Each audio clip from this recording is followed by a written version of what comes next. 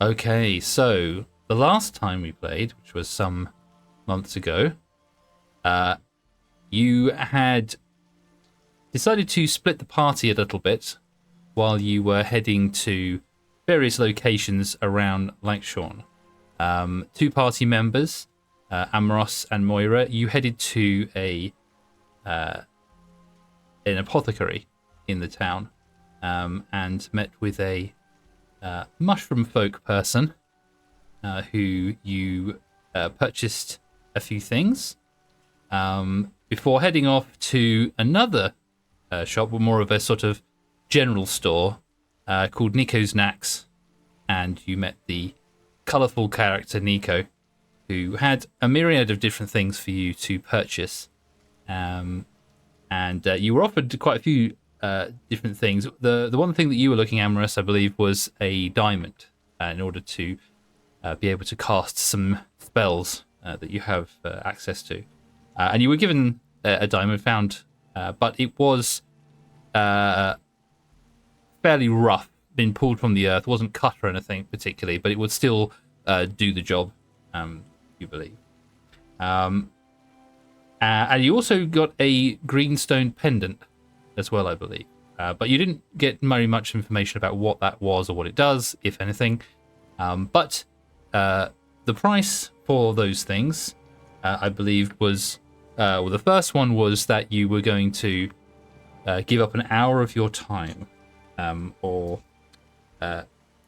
Nico was... Yes, an hour of your time that Nico said that he would... that you could spend doing probably anything, really, but an hour of it was suggested of having tea. And for the pendant itself, they asked you for a name of a mortal, someone who was known to you more than just a fleeting knowledge of them. Someone could have been a close friend, could have been someone, a work colleague, but your name was given, and so payment was taken, and the deals were done. In the meantime, the remaining members of the party, actually, Tiffin was with you as well, I believe. I'd forgotten about that because we were gone that session, but the three of you went there. The remaining parties of the party, Bula, Kane, and Galatea, remained at the Eristria estate before heading back into town to meet up with the rest of your party. On the way there, I believe it was Galatea who first came across a couple of people in the centre of town. One of them being a pair of young children, one of which a girl called Lacey, who was crying. And after a conversation with them and another gentleman who happened to be there, it turned out that she was upset because her dog had gone missing, or run off. Thanks to the help of one of the Scarlet Guard, who had unfortunately decided to kick said beast and sent it running off into the darkness of the woods. Many of the party members already not the best terms with Scarlet Guard, and after kicking a dog, were adamant that they would pay on their return, but offered to go and help find this dog. One thing I may have glazed over, I don't think I gave you a proper description of the girl herself. I think I may have done with the gentleman that you met there as well, who was comforting her. But I will just quickly go over that again. So the gentleman was a goat folk in his late 60s.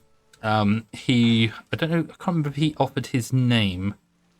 I think he did. His name was Bertrand, and he's a shoemaker. And he had short, curly, white sort of hair, tan skin, but with the ages of time, you could see in his face. Had a one medium-length grey horn that grew at the side of his head, and the other horn was actually missing. And there's only like a small crown of bone that you could see. He was wearing spectacles on his nose and had a silver band looped around the horn itself. And he also wore a sort of a faded gold-coloured tunic with grey quarter-length three-quarter length trousers. And you may or may not have noticed, but because I think he was kneeling down with the child, but he had a cane, which was carved from like a tree branch.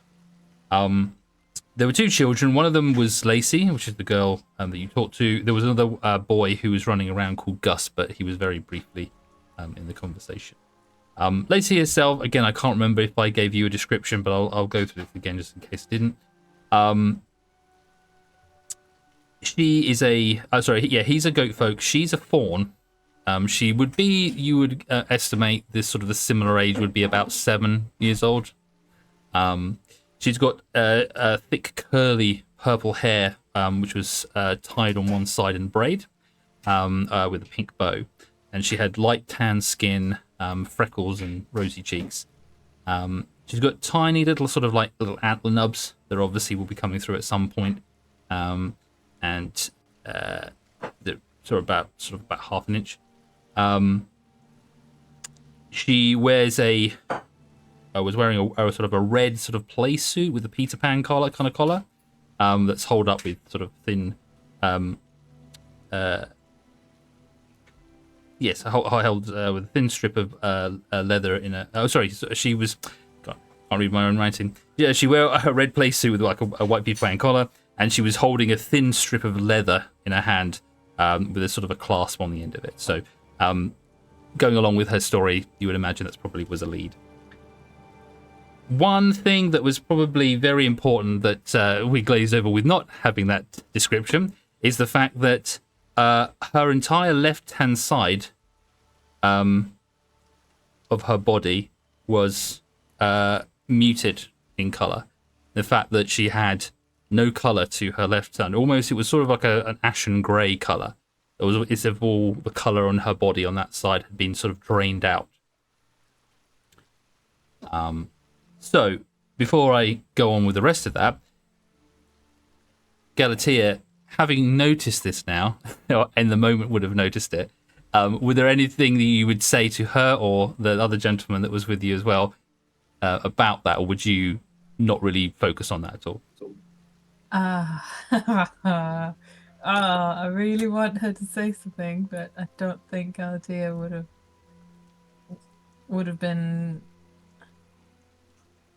I think they would have made assumptions for what could have happened there, and then just sort of left it in case it was a sensitive subject. And I pose the same question then to also Bula and Kane, because you were also, although you caught up, you were there part of that conversation as well.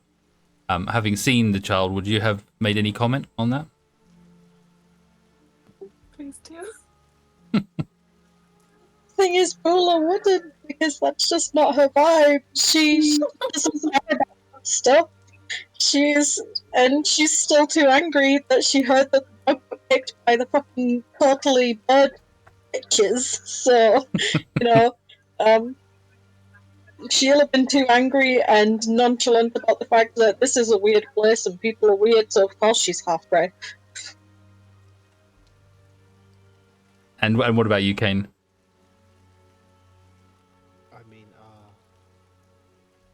I hate to say it, but I feel like it would be the same. That's fine. Yes, no worries at all. I just thought I would. Kane is suspicious, but he's not often outspoken. No worries. That's fine. I just thought I'd mention now because when I was listening back to the recording, the previous one, I was like, I'm sure someone may have said something about it, and I don't feel like I had mentioned it. So I was worried that I'd skipped over the getting excited about the actual role play of that character. I think I've glazed over what she looked like. So that's fine. Sorry. No, that's my fault for missing out. But I thought I'd go over it now and just sort of retcon if you had said or mentioned anything about it. But that's fine. I think we're all too enraged to think clearly. And the other three of you, I know you briefly would have caught up with them about this. I don't know if you had any interaction with the girl. Amros, you may have done. I can't quite remember. But if any of you think you might have commented or had a question you want to ask me about that now, please feel free to. I don't think Amros had any interaction think actually that it was either Galatea or Bula that came over and said that, or explained what had happened and what we were about to do. Fine. Okay, that's fine then. Perfect. All right. Well, with that out of the way, you can just make a little note of that if you want to add that to your notes of as you're going along, because I'm sure that would have been something that you would have seen even if you hadn't commented about it. Fine. So after that interaction and the enragement of the party over this dog kicker, you then had the information given to you by Lacey, a short description of the dog and the name. Does anyone remember the name of the dog? No. Could be important. Sorry. If you're gonna call a dog, you better know its name. Put it down somewhere. I will let you. Months ago. I'll let you off. See, it has been a while. So the dog's name was Giggles. Oh yeah. Right. Giggles the dog, and Eagle's the totally normally sized dog that we don't definitely know is just a dog. yep, that's right. So what she would have told you is the dog's name is Giggles. It's black with little tufts of hair and a long tail. It had a pink collar with its name tag on it, and it had been missing for about 2 hours. I think that was when the dog had been kicked and run away. So those are the descriptions you got. Now you went to the edge of the forest in the direction that the dog had gone, and were able to find some tracks. And so you headed off into the forest, a little bit more aware of the kind of things that the forest could hold, having arrived there and then found your way to Langshawn in the first place. So you went off and headed along. You followed the tracks for a little while, but then unfortunately, as you were going through, there was a couple of points where you lost the tracks, followed the wrong tracks for a little bit, and had to backtrack. And so you were sort of slowed your progress down, but you were eventually being able to find your way back onto the track and get yourselves along. However, that led you eventually to the scene that we left you on, which is you came into contact with an awakened tree. The paw prints seem to continue past this creature, but on getting too near to it, or in fact, I think one of you may have interacted with the tree or thrown something up at the tree, or can anyone remember what happened at that point? I think I sent dancing light up That's the branches. right. It was there. Exactly. Yes, you sent the lights up into the branches. Unfortunately, awoke this tree, which wasn't too happy about being woken up with a light being shone in its face, and it came to life and began to attack. Now, it had some pretty heavy hitting branch arms, but it wasn't that dexterous. And so I believe when it did get a hit on a couple of you, it did do a fair amount of damage, but it did miss a few times. However, a combination of attacks from the party, including several very, very good rolls from Tisvan, did an excruciating amount of damage to this creature with this glaive, splitting it down the center, lopping off several branches in a single hit, and then continuing on the second one. But the creature... Oh, and I must not forget that Kane bravely stood in front of Bula, brandishing a staff, taking some small whacks at the base of the tree, which landed him in a little bit of trouble with retaliation from the tree, but nevertheless defending his friend. But Bula was the one who managed to send this creature into the hells and splitting it down the center, to landing the final blow and killing this beast. There were three other little mushroom around the areas which were either hit by you or crushed by the tree falling down, and so those three mushrooms are now lie buried underneath the body of this thing. So, after taking on this awakened tree, having taken a fair amount of damage from 3 of you at least, from this creature, and being several hours deep into the forest, what is it that you would like to do now? First and foremost, Tisben will use his all his 10 lay on hands points to heal himself up. Okay. And I think Bula, whilst he is doing that, is going to look around the area and see if she can see a continuation of the tracks. Sure, no worries. Do you want to give me a survival roll and see if you can find where the tracks go? Can I give her advantage by assisting her with the not guiding lights, dancing lights? Sure, yes, yeah, I'll say that you can. This area does have a little bit of light, but that would certainly help. So yes, you can roll with advantage.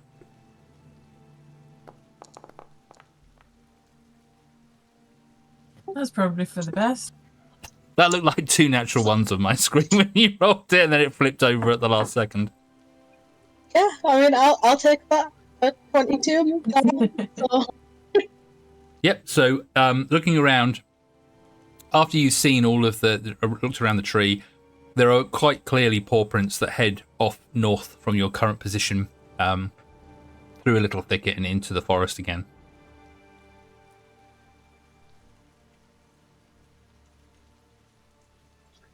Cool. When she spotted them, she will turn around to everyone and be like, "Hey guys, the tracks continue this way. Is everyone good to go?"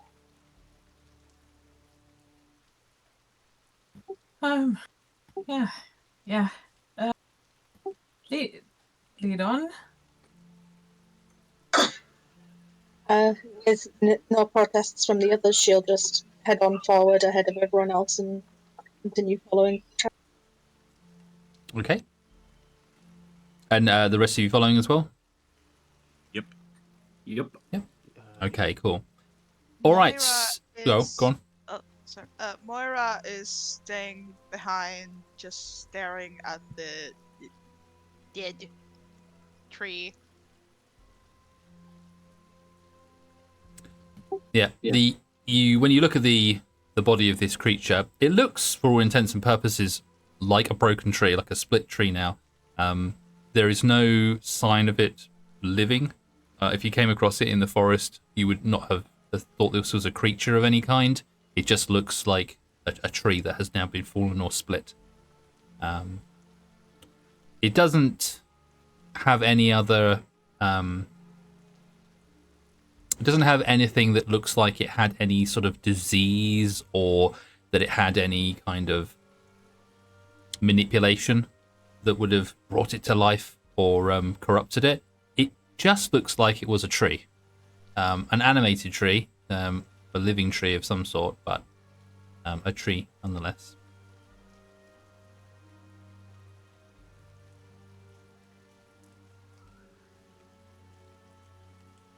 She's just gonna stand and stare at the tree. Okay. Yeah, are you okay? Huh? Sorry? We're going. Yeah, I'm okay. I'm Are coming. you sure? Yeah.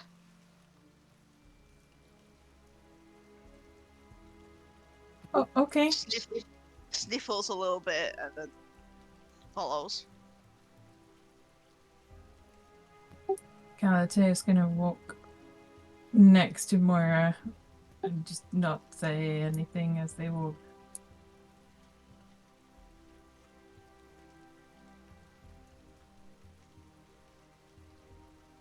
Okay, so you all continue off into the forest, following the tracks, following behind Bula. Yeah. So, Ooh, can I have a look around just in case there's any more of the swampy stuff? Are you sure? Yeah. Okay, give me a perception check. Okay.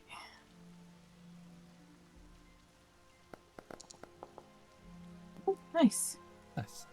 20. That was a 20 for those listening. So yeah, you have a look around in the area. You don't see anything as you begin your journey back into the forest again. None of the sort of the graying sort of mud or quicksand that you had come into contact with when you first entered the forest itself.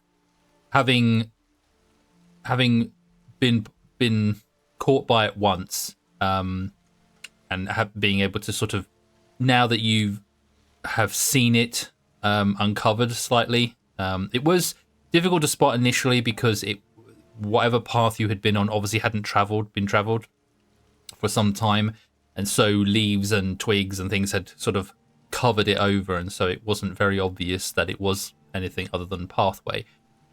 But being a little bit more cautious, looking on the ground now, looking for it specifically, you try and look for that sort of greyish tint that this sand had before, but you don't see any as you are continuing your journey.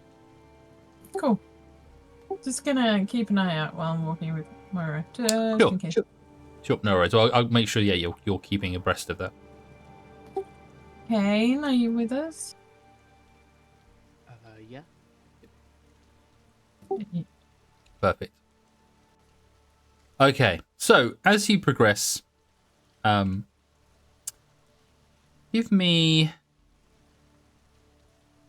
everyone can give me a wisdom save, please. Yeah.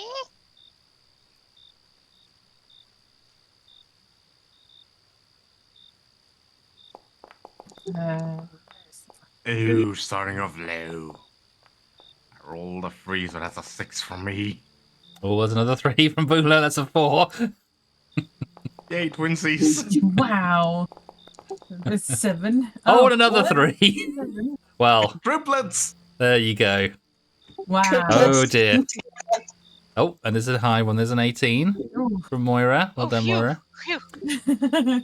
So as you progress, you follow the tracks, and you do see them as you're progressing. The further you've gone into the forest, the easier it has been to find these tracks now. The ones as you started on the path were older, were probably had been disrupted by other animals or people, and so weren't as easy to follow. But now that you're deeper in, the tracks are slightly more fresher. There's still been a good hour or something since they've been put down, but you feel like as you progress, they're not as old, and so they have, when this dog has run through the mud, they have left their paw prints, and it's getting a little bit easier. As you're concentrating and thinking about this as you're going through, the change in noise in the forest, which has been fairly quiet as you've been going through, maybe a rustle of leaves every now and again as the wind blows through, but you start to hear these chirps of crickets, and as you continue on your journey, they get louder and louder, not hurting your ears, but just a cacophony of chirps that become very overwhelming as you're going through. And although you're trying to concentrate on the path that you're going through, you find that you're getting distracted as these creatures, the noise of their chirps is just so overwhelming in your mind and your ears that you start to find it difficult to concentrate on following these paths. Those of you that scored under 11, which is Tisvan, Bula, and Amoros, you just cannot shake these chirps from your mind as you're going along. It just becomes just so so difficult to try and get that noise out of your head when people are trying to talk to you, or when you're, Bula, for instance, you're leading the party to trying to keep your eyes focused on those tracks. The noise itself is just causing you to look around and trying to find a source of it, so perhaps you can stop the noise from entering your mind. And you sort of veer the party off the track a little bit. You sort of get turned around on yourself for a while. Those of you who have scored less than 11, you are now at a disadvantage on intelligence, wisdom, and charisma ability checks until the first time that you make an attack roll. I'm also going to add into it the reason for Bula's extra distraction and the lowest roll of all is also because of Kane holding her hand as she's trying to guide them through. So it's just an extra distraction on top of the distractions that she already can't cope with. Right, okay. Perfect, all right. So, yeah, you're finding it very difficult as you're going through. You're very, very distracted, and that is giving you, this disadvantage.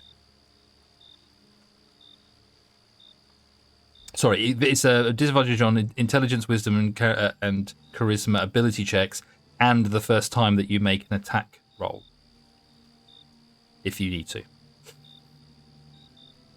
And you continue on your journey. Can I have somebody make me another wisdom survival roll to see if you can pick up the tracks for the last part of the journey?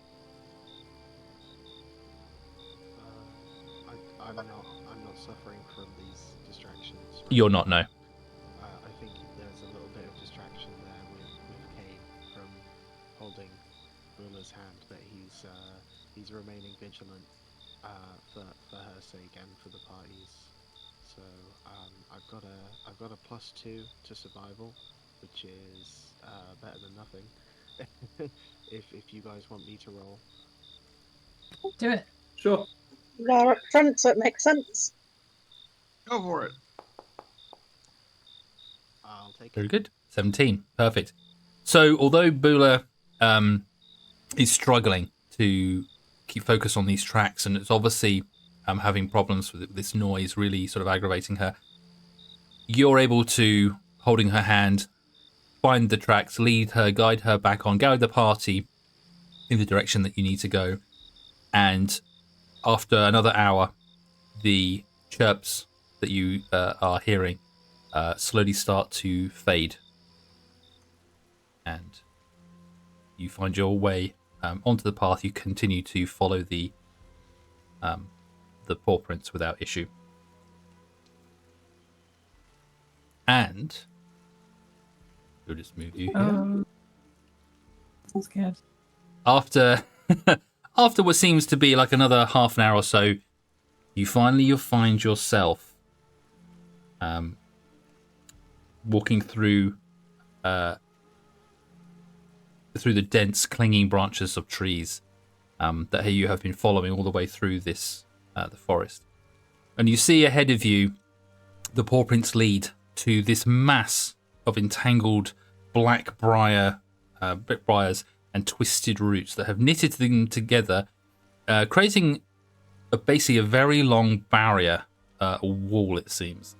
And the barrier stretches as far as the eye can see in each direction. So you basically meet with this wall. Now, for those of you who were looking into the forest previously, when you first got here, you will notice that, yes, these briars, these giant black briars, are similar to the ones that you saw in and amongst the woods. Had they sort of moved or give the appearance that they were sort of growing or moving in an unusual way that you wouldn't expect vines or briars to do. But this seems to be an amalgamation of the thorns and briars. They're all fused together, creating this one dense wall, a barrier that stops you progressing any further. And the paw prints lead up to it.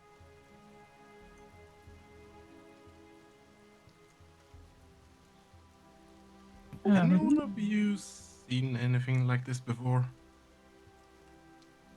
Never.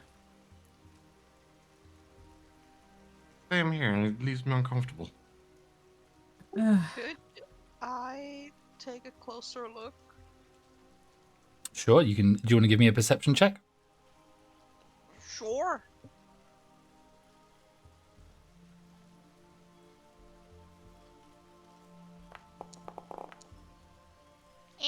14. 14. That's not too bad. So, are you looking at anything in particular, or are you just looking at the mass of Briar in general, just looking backwards and forwards along it? Yeah, just kind of in general at the Briar, just kind of what? What is going on here? Yes, no worries. So yeah, so you look around along the wall, and halfway along the barrow, you notice what looks like a half-eaten deer that appears to be partially stuck through a small opening in the briar, and you see these fat little flies buzzing around the carcass, landing and suckling what use remains from the poor animal. And around the small opening, you also notice several pink bows and a ribbon that have been threaded through the twisted briar roots. What color is it? Sorry? What color is it? There were pink ribbons and a pink bow and pink ribbon. Guys? Yeah. I see pink ribbons.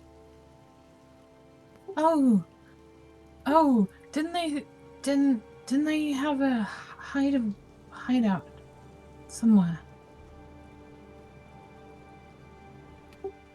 This must be it.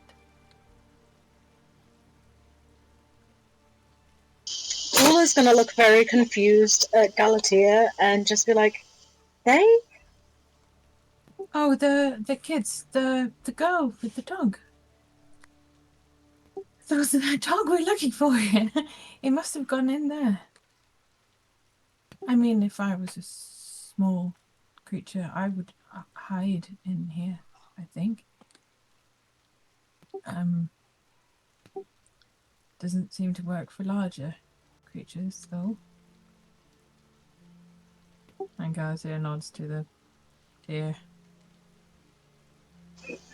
Ula's gonna kind of look between Galatea and the deer and kind of physically rather than audibly sigh, and then just kind of look at the ground very dejectedly.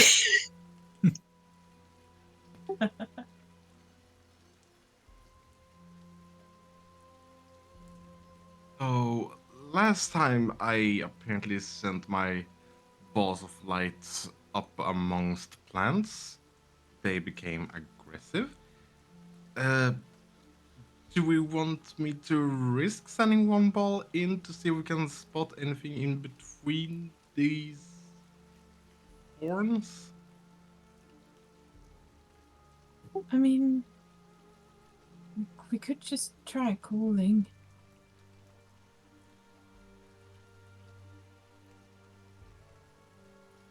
Without hesitation, Galatea is saying we could just try calling.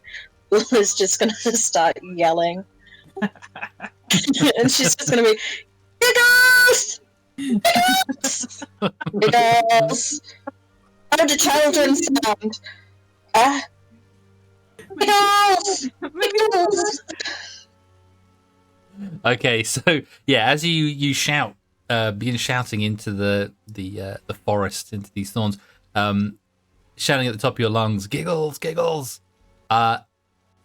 You see or hear a lot of flapping up in the trees as birds are suddenly spooked by this sudden noise emanating from the quiet forest. You can hear them flying off into different directions. Maybe the rustling of bushes behind you as small creatures sort of flee for their lives. But there is no reaction from the briar itself or from the corpse of the deer.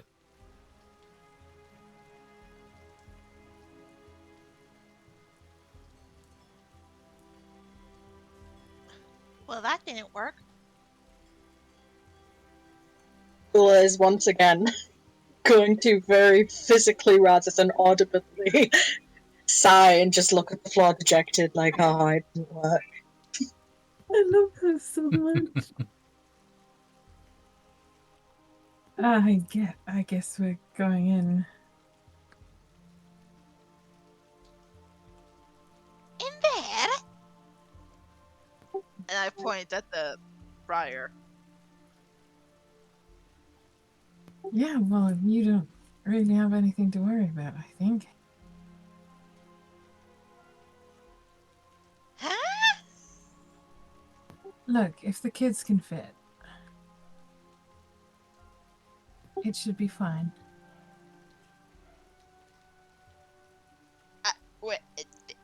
Well,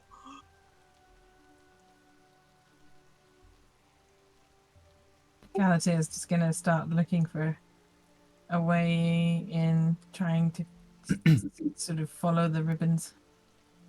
So yeah, so having had this sort of area pointed out by Moira, you have a look, and there does seem to be enough of a crawl space that you could probably get through what looks like a hole into these briar.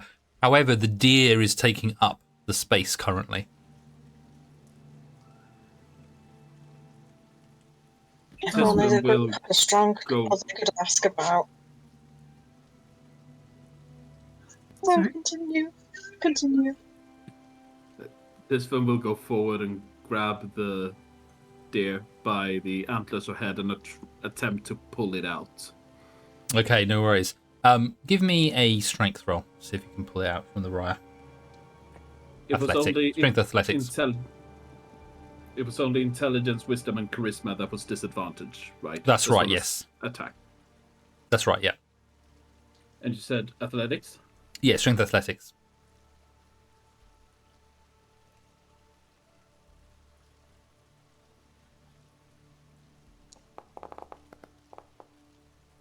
$17. 17, very good. So yeah, you grab the antlers of this creature and you begin to pull with all your strength. You feel it's difficult to start with because whatever has killed this beast, obviously it feels from the jagged thorns of the briar that are sort of wedged into the hindquarters of this deer that something has attempted to pull it into the thorns or the briar. And it's got wedged, and it's basically blocked the entrance or exit.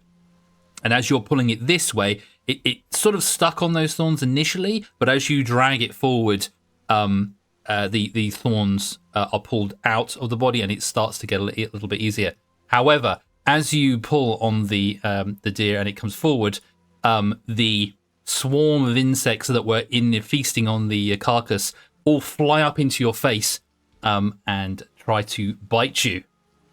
So I'm going to get them to roll an attack against you, I'm afraid. Does a 19 hit you? That's a hit. That's a hit, okay. And let's see how much they do with their little bitey bits. 5 points of piercing damage as these insects swarm and they start biting into your flesh and your arms as you try and pull this creature away. And they're just sort of spinning around you now and buzzing. So let us have some initiative.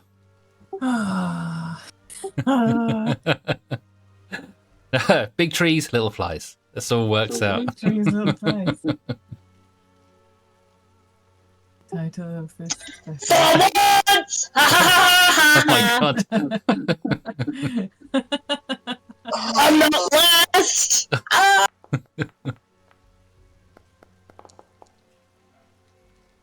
Did I roll? No. Why can't I roll? I don't know. Yeah, you can click. I can roll it here for you if you want to. I've got a little initiative roller that I can roll. It just seems locked for me. Oh, you should be. If you click on your character and then go to utility. I can unlock it. Well, that was smart. Ah, there you go.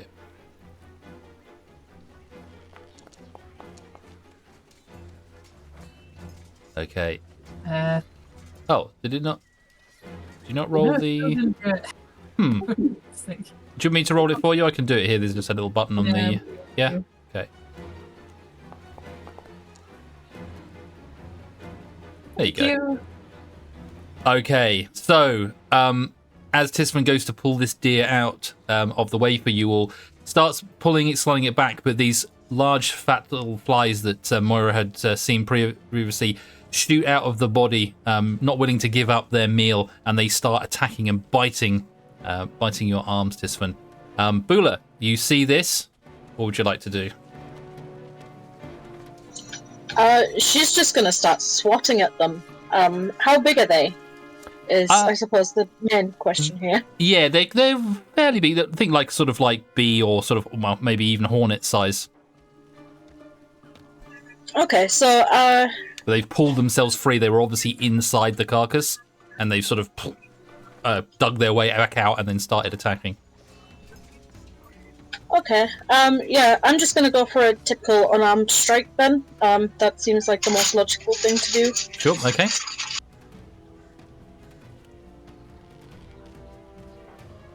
You're just going to try and punch them out of the air. Oh, I clicked it twice, not realizing I don't. Oh, that's all right. It, so let's roll. So if you go to the little chat icon on the top on there, so you can see, and you can click the attack there. Okay, perfect. 17. Yes, you managed to swing your arms and you start punching these little insects in the air. Give me a damage roll, please. 4 points of damage. Very good. All right. So yeah, so you swing your arms around, you start taking a couple of these little insects out of the air, but there are quite a few of them, and they're all buzzing around. But yeah, you squash a few in the air as they go around. Anything else you'd like to do? I think I'll just leave it at that. That'll be her turn. Okay, perfect. So Moira, yeah, you see these sort of hornet-sized insects buzzing around, stinging or biting into Tisfan, and you see Bula step forward and start slapping them, punching them out of the air. What would you like to do? In fact, they're quite big, probably even bigger to your scale. Oh, okay. I have a question. Yes? About a spell. Poison spray. Yes. If I were to, first of all, I need to come forward a little, because the range is 10 feet. It's just to, like, I'm just wondering, is that gonna have, like, issues for the Tisfan? Or is that just... So it's a 10 feet, isn't it? Yeah. Now let's have a look. Does it say if it's a radius, or is it just straight ahead of you? I might have to look that up. It doesn't say on the app. Let me have a quick look. I'm not sure. Range 10 feet. Turn your hands. Puff notches growth from your palm. The creature must succeed at concentration. It doesn't say it's a radius, so I'm guessing it's going to be in that 5-foot space that you put it in. But you can do it up to 10 feet away from you. Yeah. So yeah, so you can cast that on them and not hit him. Cool. Great. Awesome. I'll move them there because they would be close enough to attack.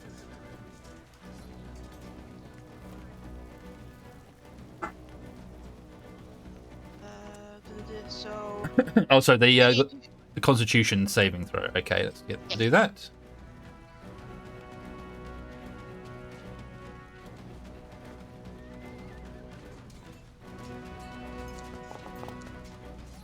Oh, it was almost an 18, but they got a 2. So I would imagine they fail. Yes, and they take 1d12 poison damage. Oh, nice. Go for it.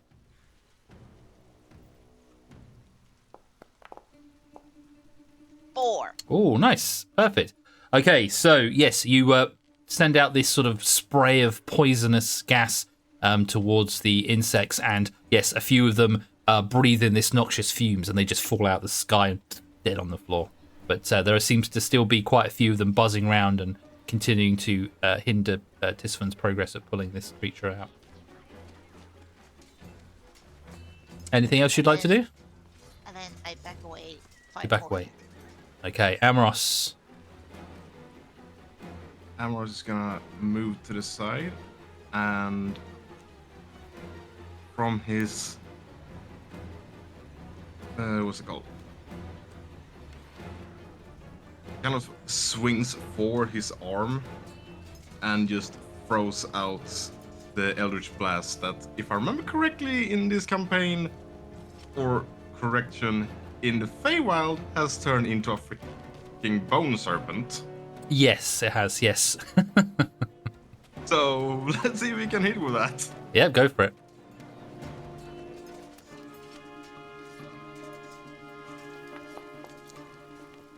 Yep, 20 will do it. So yeah, you send out this sort of what would normally be sort of crackling sort of energy, isn't it? That kind of gets sent out to it. Yeah, this sort of serpent, almost. I can't remember what color it was now that we said originally, but this. The original was a blue ice dragon. That's right. Kind of shape. While now it's more of a astral bone serpent with a purplish hue to it. That's right. Yeah. Correctly. That's right. So yeah, so this sort of again still a little bit unclear as to why your magic or that you're using has got this sort of taint to it, but and still a bit uneasy about this new look that it's taken on. You send out this Eldritch Blast, which goes out and strikes these creatures. Could you please roll me damage? I just remembered one thing. I was affected earlier, so wouldn't I have disadvantage on my attack? You actually? would have disadvantage. Yes, you would. Yes. I'm gonna shoot. hate if I roll too low now, but I'm Please. gonna roll again. Perfect. Thank you very much for being honest. That still I'm hits. sorry. Okay. Whilst That's that fine. happens, also, should I have re-rolled mine? Because I just realised I had the disadvantage too. You did. All right. Well, we'll sort that out in a minute. Okay. That's my fault for forgetting that. Oh, And now one. and a 1. Okay. Well, there came the karma. So yeah. So you sent out the Actually, your Eldritch Blast. can I use my inspiration point to re-roll that? Because I feel insulted by that one. Sure. Yeah. If you have an inspiration to use, then yeah. Yeah, I've had one for a long time, so I've been meaning to use it. Yeah. Go for it. So fuck it, let's use You it. can use it on the damage. Yeah. Sure. That's better. Perfect. All right, no worries. So, you do, a nice bit of damage. The bolt that you sent out, this serpent goes off and it starts spinning in between, jumping between these little hornet-like insect creatures. And again, like a bug zapper, just they all kind of start falling out of the sky. It looks like about half of the number of these insects are now dead and lying on the floor, but there still are quite a few of them still buzzing around, but very good. Okay, and then yeah, mark that inspiration off your chart. Okay. Ready done? Anything else you'd like to do? That would be all I can do, because I don't have a bonus action as far as I know. So, Perfect. on to the next boy! Okay, no worries. Well, that is actually the swarm of insects now. It is their turn again. So, as you still have hold of their meal, I'm afraid, Tisfan, they are going to try and bite you again. When is it my turn? It will be your turn in a bit. They had a surprise attack, that's why they went first, and now they are. This is where they are in the order. Cool. So, I'll stop counting now. oh, that's right. No, I haven't missed you out. It's all right. Okay, here we go. Let's see if they will get another bite. No, not with a 5. So they're half the number. They seem to be a little bit less focused on Tisfan now, being attacked from different sides. Half their number, whittled down. They try and swoop down at you, Tisfan, but you are able, even though you're holding onto the antler still, you are able to duck and weave, and they don't seem to be as focused as they were previously. That is their go. Galatea, it is now your turn. You didn't have to say it like that. Fine. What would you like to do? Well, I can't do much, actually. Where's my go? I can't do anything. Where's my go? No, I was gonna try and prestidigitate a sort of gust of winds, or like a little whirlwind, to try and make them fly off and up. Make Yes, them you can fly do up. like a puff of wind or something. Yeah, it's just a sort of a sensory thing. Yeah, you can try that if you want. Just to sort of disorient them or something. Okay, cool. I can't. It can't do damage, but you know, it's worth a try. Sure. So yeah, Brave. so you send out like a sort of a puff of air towards them, sort of blow them around a bit. Yeah. So I'll say that you blow them, you blow the little insects, and perhaps with a little puff of air, you sort of blow them back a little bit, back sort of towards. We'll say you can just blow them back about 5 feet back towards that the carcass, but they don't take any damage, and they start sort of coming back towards you guys as soon as they sort of recover from that sort of puff. Yeah, they do. It just sort of like blows them back. They're only insects. They catch that drift back a couple of feet, and then they start sort of coming backwards again. Fine. Anything else you'd like to do? I can't really. Okay, no worries. That I dare do. The only thing I have is fire, and I'm really hesitant to use that. Okay, no worries. All right, Tisman, it is now your turn. These creatures have sort of stung and sort of bit you, but you still have hold of the antlers of the steer currently. Tisvan will let go of the antlers because there are more pressing issues at the moment. And thanks to Galatea pushing them back a bit, he feels he has enough space to pull out his glaive and attempt to hit them. Yep, you do. Go for it. Oh, that was nice of you. With disadvantage, of course. With disadvantage because this is your first attack, yes. Oh, well, both were not good, but that's fine. So you swing with the glaive, having a little bit more reach, but obviously these being fairly small creatures than you're used to hitting, certainly a lot smaller than the big tree that you split in half a moment ago. And as you swing around, you actually, it looks like you're going to hit, but the tip of your glaive gets sort of caught in one of the briar branches that are sort of sticking out, and it just sort of sends it off slightly off at an angle, and so you miss the shot that you were aiming at the bugs for, unfortunately. Yep. Then that is my turn. That's your turn? All right, no worries. Kane. Kane also subscribes to the Bula College of Problem Solving. In that he's going to try and hit them really hard. Okay.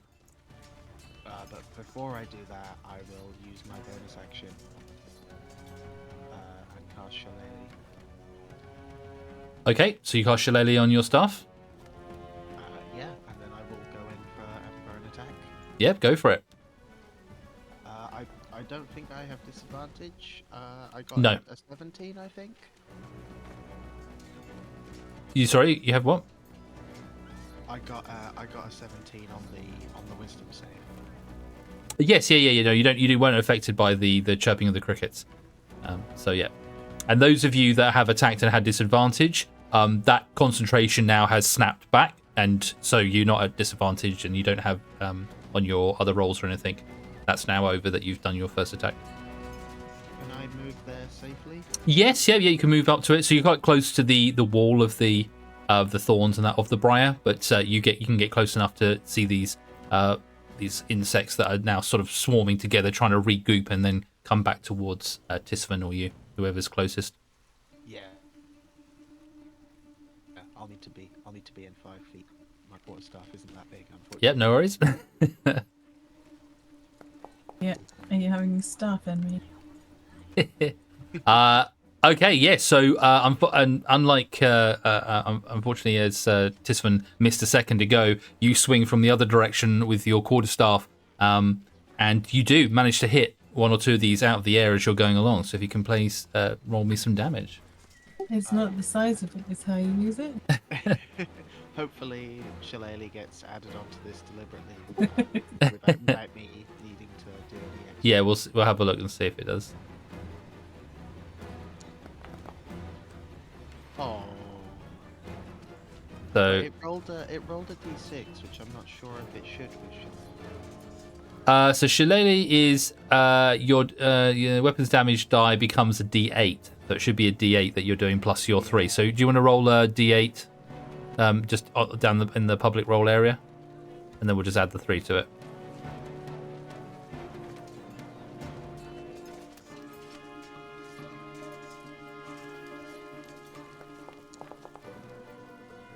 Cool.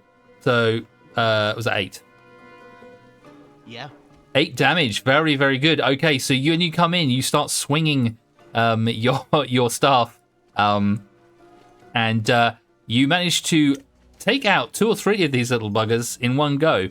They just happen to be lined up perfectly as that wind blew them back. They also would be coming back in a sort of formation, and you just manage to swat the almost all of them. There's only maybe 1 or 2 of these little insects left now. The rest remain on the floor. I like to think the wind shaped them into a little baseball shape. That's it. I swang for the fences. Excellent. But yeah, you managed to take most of them out. So yeah, there's only a few left now. Would you like to do anything else on your turn? I think that's everything, isn't it?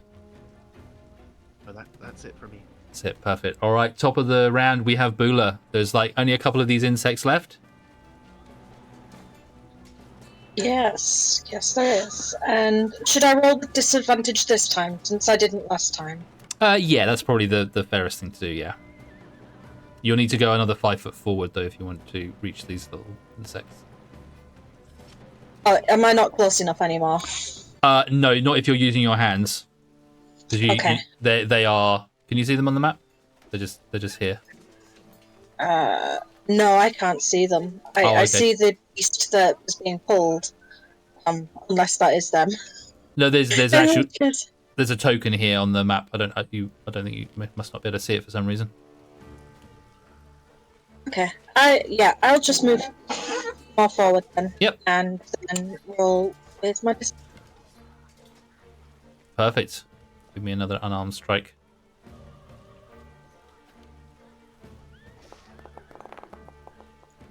Oh. It was inevitable. Oh, that's unfortunate. Wow. A natural one. Unfortunately, this time when you come around with your fists and you start trying to punch them, there are a lot less in the air now than there were before. And whereas when you were swinging before, you think maybe you were able to take out a few of them just because they was just clustered together. Now that there's only a couple left, they easily just dodge backwards and forwards out of your fists as they come around. Anything else?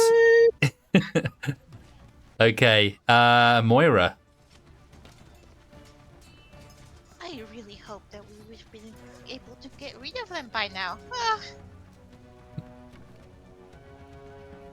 I guess it's here. But now there's people in the way. Oh god.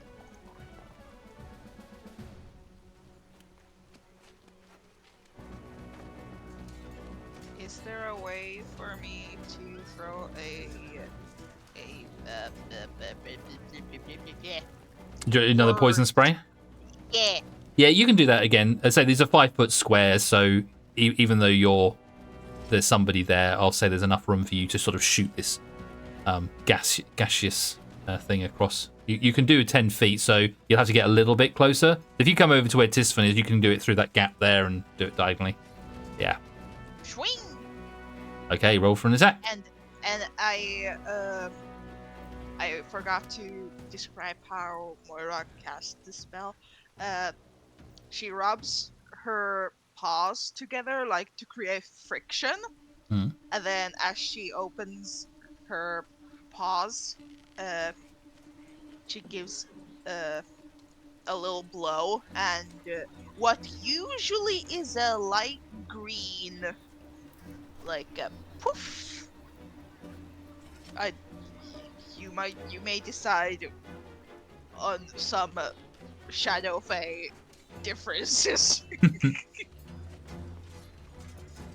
Also, it's a Constitution saving throw from. That's right. Sorry, I was forgetting about that. Yeah. So your little spray, it's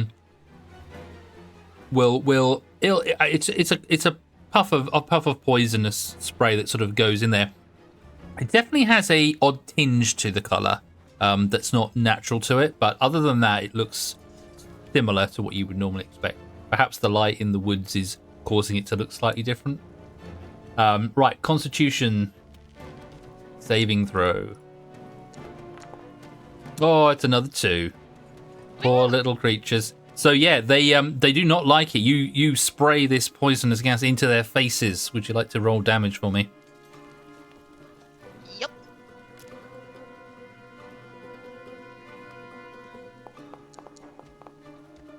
Poor. That's a lot of poison. Max damage. 12 points of poison damage. That's it.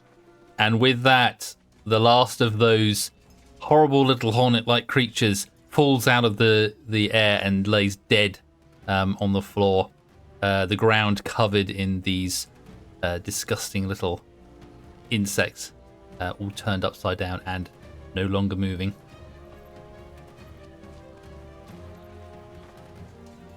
And we are now out of combat. Well done. You've taken on those horrible little insects. And yes, you now have a deer partway out of the hole that seems to still be slightly blocking the entrance to this place. But if someone wants to try and pull it out the rest of the way. Tisben will quite angrily grab it again and attempt to continue to pull it out. Perfect. All right, you give me another strength athletics, please.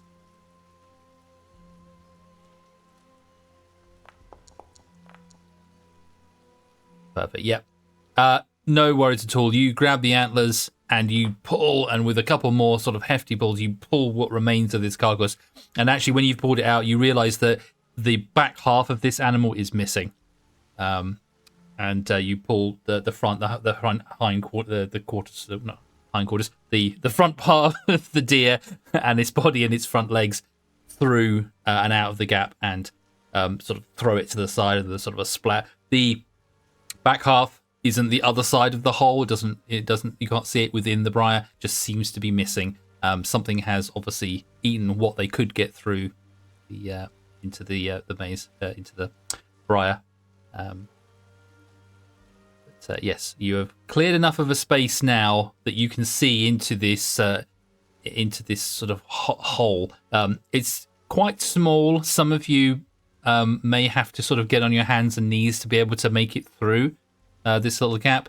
But as you look in, you just sort of see a sort of a dark sort of tunnel going into the briar itself.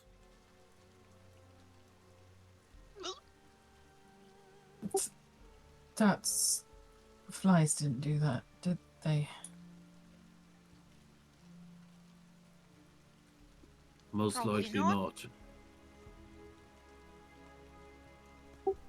You never know. This is a pretty weird place. Yeah. How much do we care about this dog?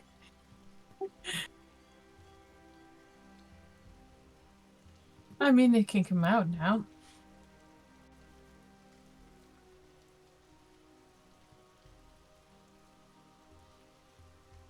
Amaros snaps the dancing lights back into action again because you can't keep those going during combat. So Yeah.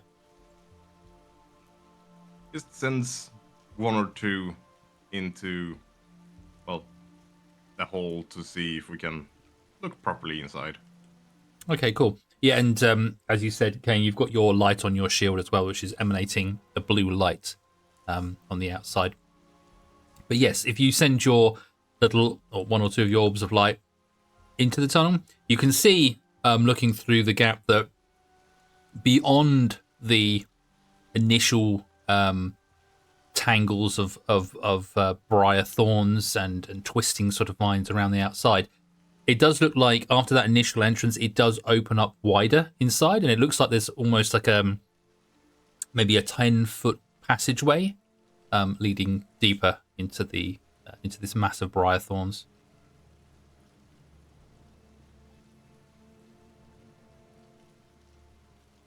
Looks like the briars are mainly like a wall, and the kids found a hole through it. So, shall we go in? We might as well. It appears to be the only way. I guess. Reality is sort of walking a little bit closer and then a little bit further away, looking behind them, and then back to the passage, and then closing their eyes really tight and sighing. Okay. Let's just hope that it wasn't the dog that done this to the deer. Bula will just kind of shrug and, as usual, take forefront on going through because she gives no fucks. And she will get on her hands and knees and just start crawling through. Okay, no worries. And so yeah, you push your way through. It's quite tight, and it is. You have to be very careful not to push up against the thorns that are on the side of it. Now and again, you kind of got like you feel this sort of the thorn almost like push into your skin, not breaking the skin, but as soon as you start feeling that sharp point, you sort of move to the left or right. It is tight, but you do manage to squeeze through this gap and get to the other side. And Bula, yes, you are through and into this area. And I don't know, how much light do you have? As you probably can see a little bit based on the glowing orbs that Amros sent in there, and also there may be some light from Kane's shield.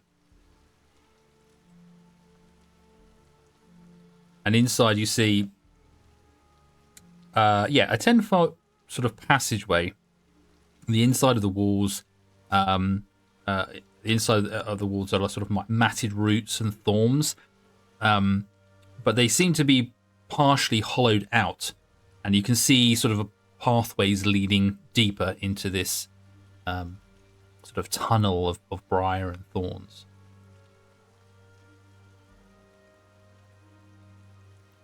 Cool. Is it coming through now, Kel? Cool. Apparently something that I said earlier didn't come through. Cool.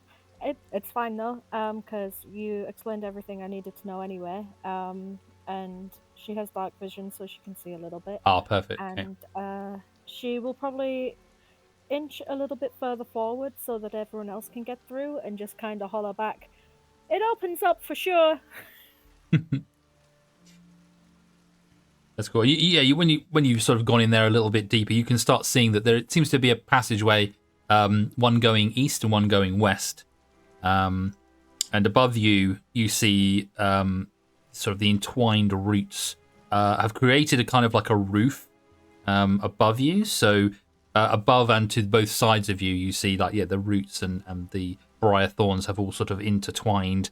And although it's dark, there's this sort of eerie pink glow from the vibrant sort of fuchsia thorns that are in this black briar. They create just enough light to be able to see, but with the light coming from Amros's orbs and from the shield as well, that it does illuminate it slightly better for you as well. But other than thorns and vines, there doesn't seem to be much else to see in this area.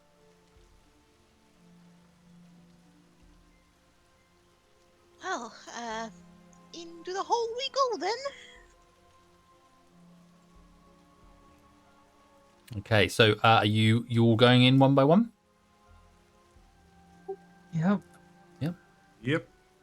Amorous will take a sigh and a deep breath and just crawl through. He's not comfortable with this, but he's gonna go in.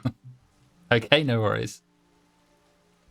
Yeah, as soon as you come in with the rest of the lights and with the shield, the whole area gets illuminated much more. Tisvin, because of his length, will do more of an army crawl through the hole. Yep, no worries. Yeah, you get through. Luckily there aren't any briars on the ground itself. they're around you and above you, but the ground itself is just soil. So you don't have to worry about crawling through and stabbing yourself on anything there.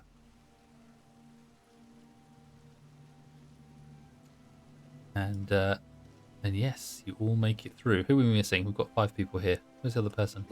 Kane. Kane, where are they? Oh, they're outside. That's why I couldn't see them. I was just keeping vigilant while everyone was crawling through. Ah, Sure, perfect. sure. Yeah. So yeah, you see and hear nothing behind you or anything like that. In fact, most of the journey that you've had, other than the tree that tried to kill you, there weren't very many creatures, which is kind of strange in the forest. You would definitely be able to hear birds or see the call, hear the calls from other creatures that might have been rustling around. But this is eerily quiet, and even more so now that you're inside this briar patch. Kane is gonna, crawl through Hmm. the patch of thistles after keeping an eye out for everything, and Yeah. he'll just offhandedly remark as he comes through, the trees have tried to kill us. The insects have tried to kill us. I'm scared to look at my rations. I feel like they might try to eat me. Amro's just gonna turn to him and go, please don't give me ideas. Yeah, it's just looking incredibly uncomfortable. Watch your step. You don't want to fall into these, I imagine. Yeah, as you look around, it does feel very close. Almost, if any of you have any issue with being in small spaces, there's definitely a sense of claustrophobia that comes for you, even though those of you who may be used to being in smaller areas or working in tunnels, perhaps mining or something like that you may have done in the past. But there's a sort of a humidity to these living vines, these briars that you see all around you, and it feels very, very close, very sort of humid in this area as well, especially with 6 of you now standing in the entrance. I am small. You are. I am holding my breath. But yeah, you see tunnels, essentially, that look like they have somehow not been carved or anything, not been created, but the way that this places the briars have grown just affords sort of almost like tunnels through the center of this thing. It's strange that how it's grown in this way. Feels almost planned, but how can this have grown in this particular way very wildly, but almost have some uniformity to it on the inside?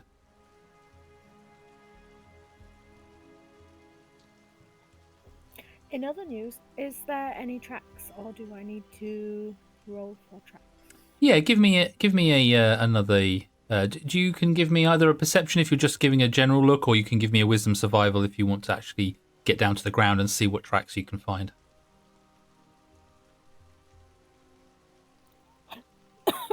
Oh, I died at the wrong time.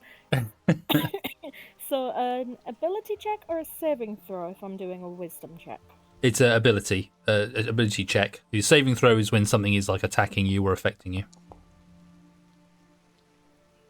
Well, that went downhill fast. Okay, so you look on the ground, and the floor of this particular area does seem churned up. It does seem like there has been creature or creatures that have been here at scraping around or walking around here in the entrance way.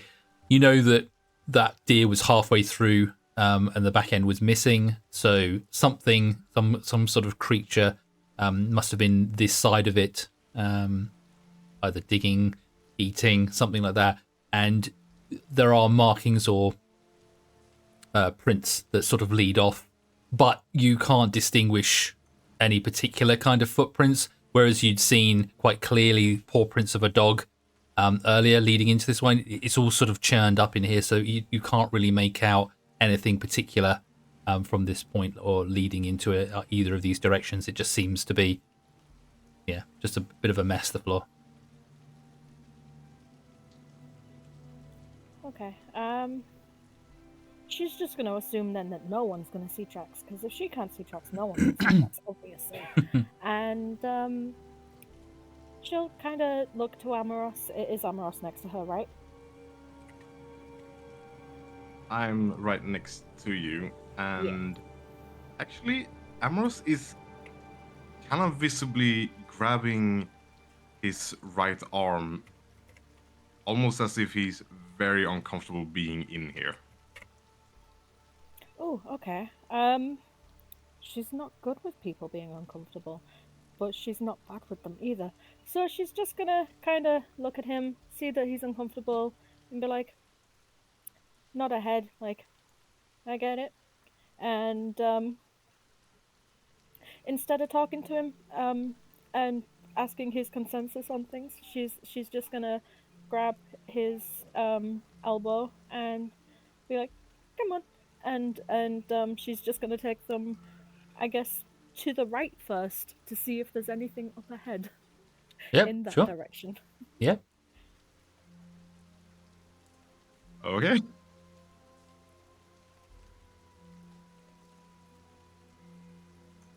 Yeah. So as you go to the end of the tunnel, you have a look round. You can see, yes, there's a pathway that continues off, sort of bends round to the right, and then seems to continue going back sort of south again, and then maybe bending round to continue going east as well. Cool. And she will quickly look back to see if everyone else is following before she continues. Galatea is just hyperventilating now. Can I maybe roll persuasion on Galatea to try and deal with the panic attack that they are experiencing? I guess it depends. Yeah, what are you going to say to try and persuade? Well, he's going to remember that earlier in the day. Well, you know that we don't really have days here, but technically earlier in the day, it was easy to guide Galatea when he took their hand. So I suppose he'll maybe offer his hand and say, let's be quick in here. We don't have to hang around. Once we've found the dog, we can leave.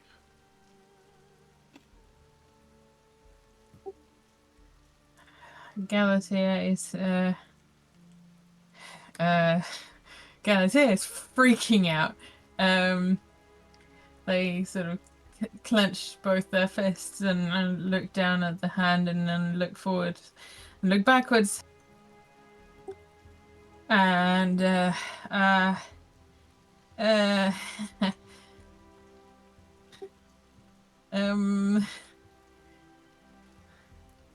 they will just oh, fuck, what will they do? They will just grab like one finger if possible, like just like little finger. I mean, it's okay with me. I wear like gauntlets, but they still have fingers on them. Okay, gauntlets. I think just like sleeve. Yeah. Yeah. Okay, and then I guess I will kind of lead the way for them. Okay. Okay. They're gonna keep as much distance as possible while still holding on. While that was happening, Moira would have, yes, she would have followed Bula and Amoros, but then she would have seen the other whatever the heck hallway pathway thing, and being as curious as she is, she's just gonna do. wanna have a look? Just Yeah. Around the corner. What's going on there? What's there? Sure. Is there anything interesting there? Yeah, give me a perception check. Or perhaps a path to our doom.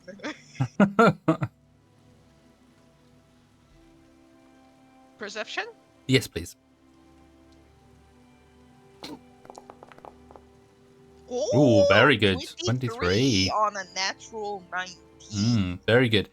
So when you sort of pop around the corner and you have a little look down, you can see that the pathway continues sort of down to the south and then again continuing to the west along another corridor. Just sort of bends round. One thing you do notice, possibly because of your mouseling senses, animalistic senses, but when you sort of go to about where you are now, just standing sort of just a little bit further, a little bit deeper down that corridor, your nostrils are attacked by this strong odor of rot, which sort of penetrates your nostrils. This sort of rotten decay from further deeper down in this pathway. Gagging a little bit. She's just gonna rapidly not run, but like speed walk. You're like, oh, we were going this way. Oh, my mistake. But also like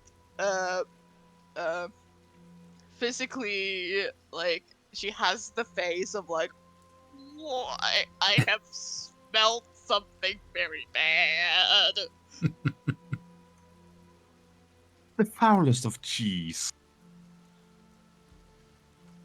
And like her hand or paw would just a little bit be on, like in front of her mouth, like.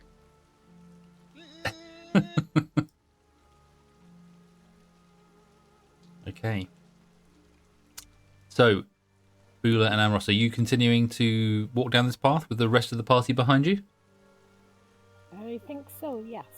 Okay. As long as she's dragging me, yes. Yeah. You'd like to, move yourselves a little bit further down. Whatever was back there stinks. Okay. So, as you go around the second bend and look further deeper down, Amros, your lights obviously helping to illuminate the pathway above you. In front of you. The passageway continues, and as you move through, you notice that the entangled walls become denser the further you start to go in to this sort of cluster of vines and briar. And the little bit of light that was able to sort of enter through gaps in the briar before are now sort of completely smothered. So either side of you and above you, the vines and the roots of this briar are now so tightly compacted together that the only light that you have is this sort of very dull glow of the thorns and your own light that you carry with you. And as you progress, you start to notice this odd sort of musky kind of smell. It's a bit like it smells a bit sort of like sweat, maybe stale sweat. And there's also this sort of faint, like a sort of a charred or a sort of like a lingering sort of smoke kind of whiff in the air.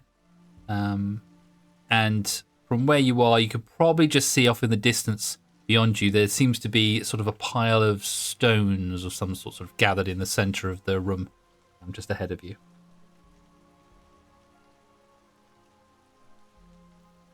Cool. Bula's gonna be excited at smoke, and she will just continue pulling Amoros further ahead, just like, we got this. Come on, let's go. Cool.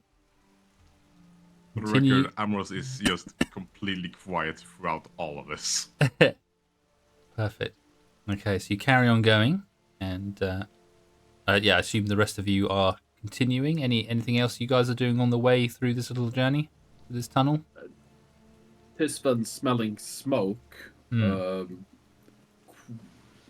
does pull out his glaive and has it at the ready. The scent not having very good memories with him. Yeah, you can definitely smell it. It's very faint. It doesn't seem to be like an overpowering smell. It's more of this sort of musky smell is more sort of in your nostrils than the smoke is, but there's definitely a hint there of some sort of smoke. So I feel like Moira is experiencing like what's the word? Oh god, words are disappearing from my brain. Like on the other side, just rot and disgusting and now over here there's smoke and her nose does not know what to do. And it's just her face is just like scrunching and her nose is wiggling and she's like, this is weird. No matter where you go, the worse it gets, I guess. Overstimulated. Exactly, yes. I think a lot of us are feeling that. She looks like someone who's about to sneeze, but just doesn't. Okay, so so Amorous and Bula, as you enter into this sort of area, you see ahead of you what looks to be like a small campfire. It's not lit. It just seems to be like a ring of stones with what looks, from where you're standing, like ashes in the center of it.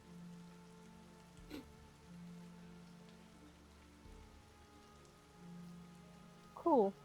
On the way passing through, out of idle curiosity, Bula is going to kind of get close to it and touch the ground and see if it's warm or cold. With the fireplace? So Yeah. the campfire? Yeah, okay. So if you travel over to it, I presume you can see it on the map, yeah. Yeah, so you bend down and you put there, you don't have to do a roll or anything. You can feel that this has been out for quite some time. There's obviously some ashes there, and some fire has been lit at some point, with that sort of lingering smell of the smoke, in your senses still. But it has been some time. There's the barest kind of sense of warmth from these ashes on the ground. So it has been some time. And while you're bending down and looking at that, you actually give me a perception check.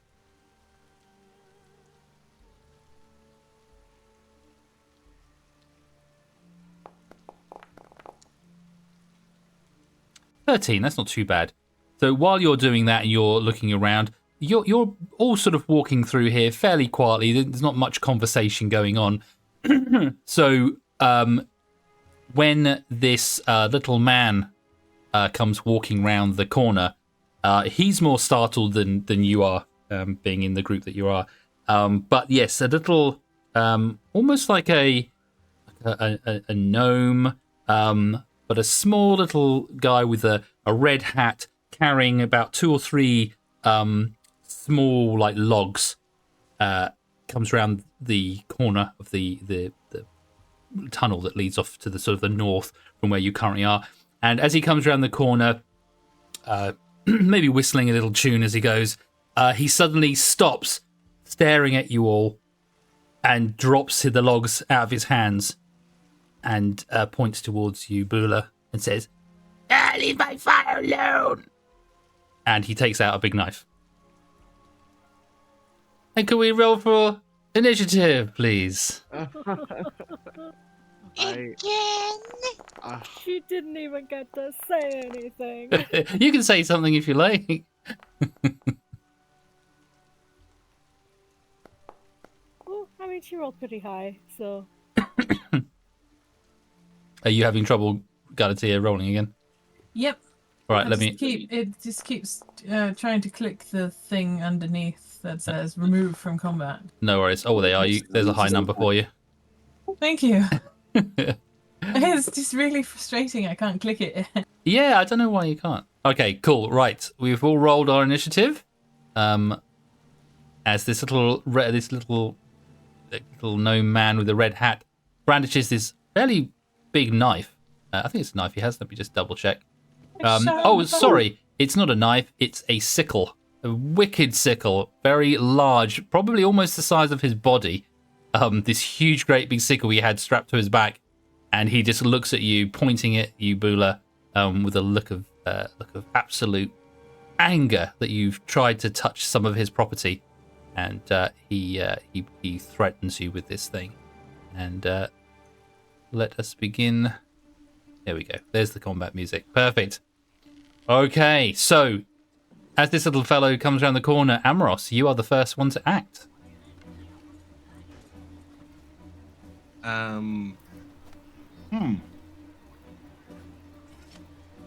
With all going on, I would actually request, if I may, he's gonna cast Eldritch Blast.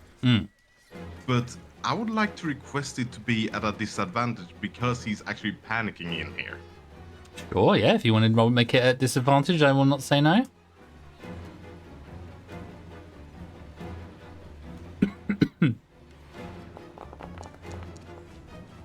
Oh, and it was a natural 20 as well. For the roleplay. That's a shame for the roleplay. It's still a 12 though, so now does it hit or does it not? Well, are you? So this panicking, is it because of the closeness that you're in at the moment? Is it because of that kind of like feeling of being trapped within this sort of tunnel? It's partly that and something his brothers did to him when he was younger. Right. Okay.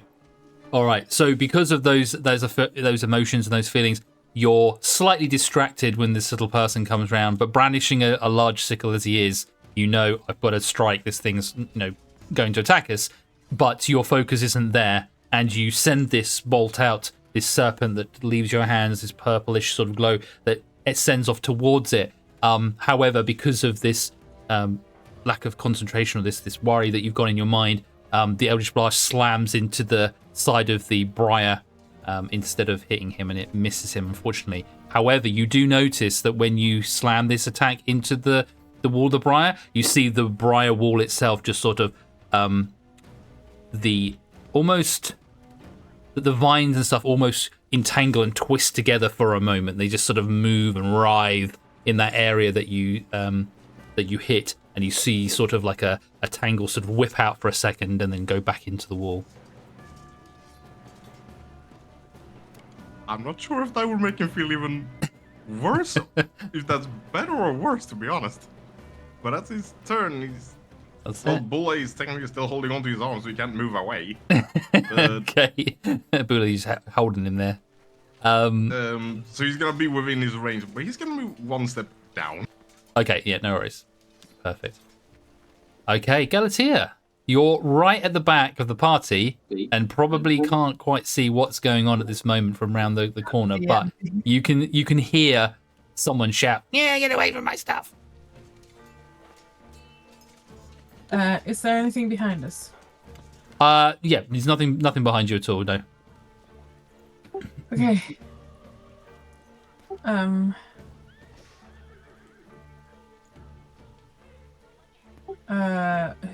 Who was it that wasn't wearing armor in the party? I mean, not naked, but like not armor, just clothes. I think it's Bula and Amaros. Cool. And yourself, possibly. I don't think Moira has any, does she? I have like some form of armor. Hold on. Yeah, I think. I do, because I have a very high AC. Yeah. Scale mail. And I have light armor, just standard leather armor.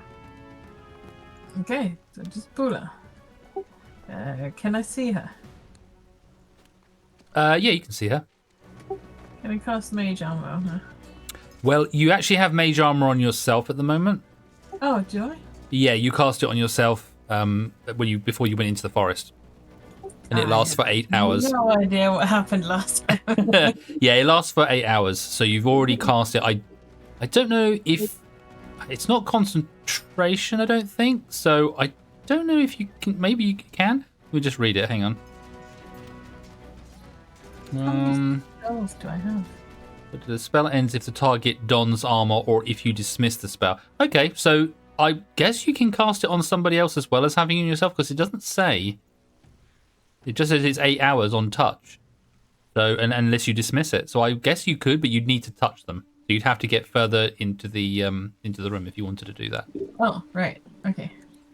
You also only have, is it 2 spell slots you've got currently?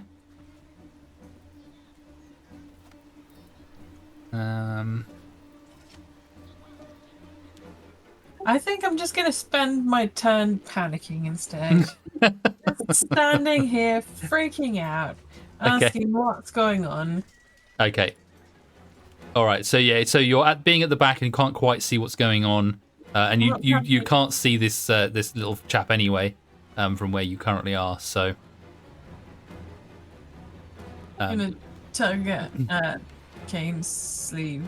Do you want to perhaps prepare an action instead? So if you don't want to do anything right now, in preparation for panicking, do you want to do something or hold something ready just in case something else happens? Oh yeah. Can I get my sling ready just in case anything comes out? Yes, so you can hold an action. So we'll say you want to hold that action to attack with the sling if an enemy comes into view, something that you think is danger. Yep.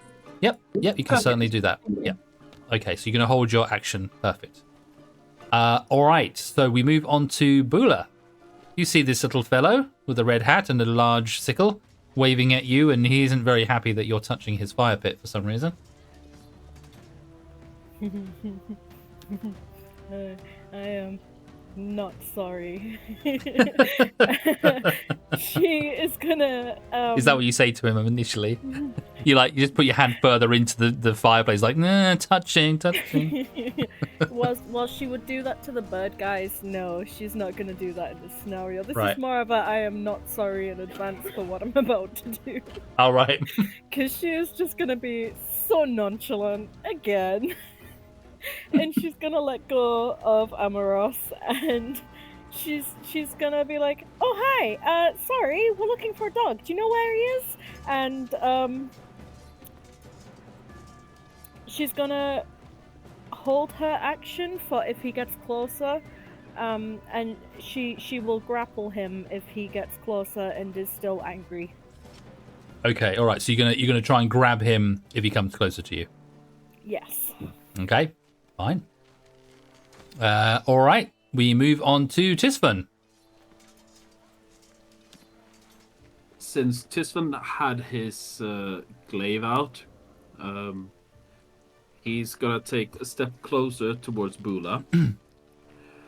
And he's also gonna hold an action. Basically, if the small man attempts to attack anyone, he is gonna strike him with his glaive. Okay, all right. So if he attacks or comes closer to attack. Yep. Okay, perfect. All right. So we got Galatea holding her slingshot ready in case something comes into view. Bula ready to grapple, and Tisfan ready to swing the glaive. Okay, it is his go, and of course he is going to run forward to try and attack you, Bula.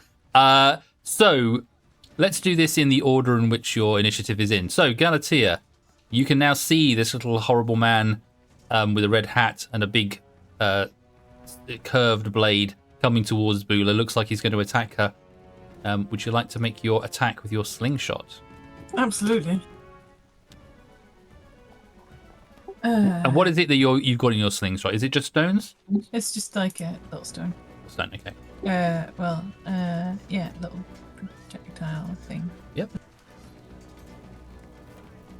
Oh, sling bullet. Yeah. Where do I find that in the thing? So if you double click your character, and then if you click on where it says sling, yeah, so it says proficiency with the sling allows you to add your proficiency bonus to your attack roll for any attacks you make with it. So if you click on it, it should add it to the. Yep, there you go, and then you can click attack. Ah. It's been a while. Yes.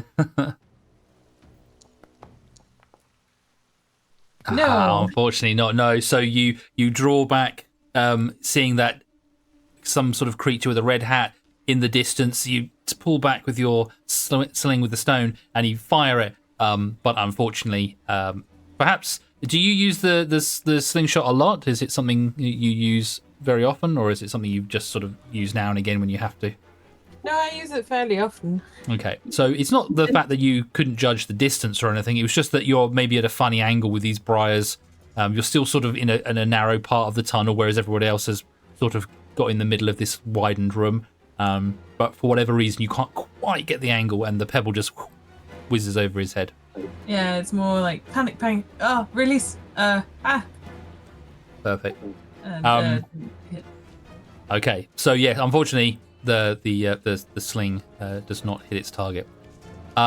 So Bula, the little man's running towards you, waving his big sickle, and you're going to try and grapple him, aren't you? So we need to have a contested strength.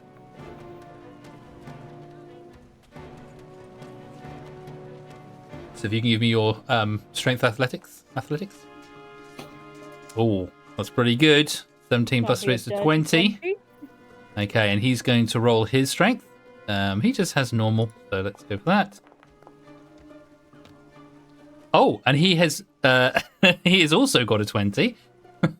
But beats it, I guess. So yeah, he seems to be a lot stronger than you thought he was from his size, but you do actually manage to get him in a grapple, and he is just held in place, I guess, with you. He can still attack you, but I think he has disadvantage at the attack.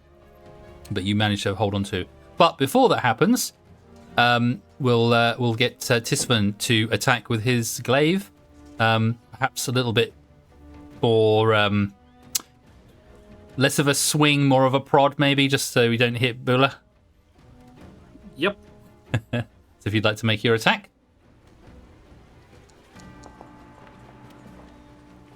Oh, not quite enough, unfortunately. So you stab with your glaive, but probably pulling your strength back. You know, trying to do it a bit more delicately, so you don't hit Bula. Not foreseeing that she was going to grab the guy.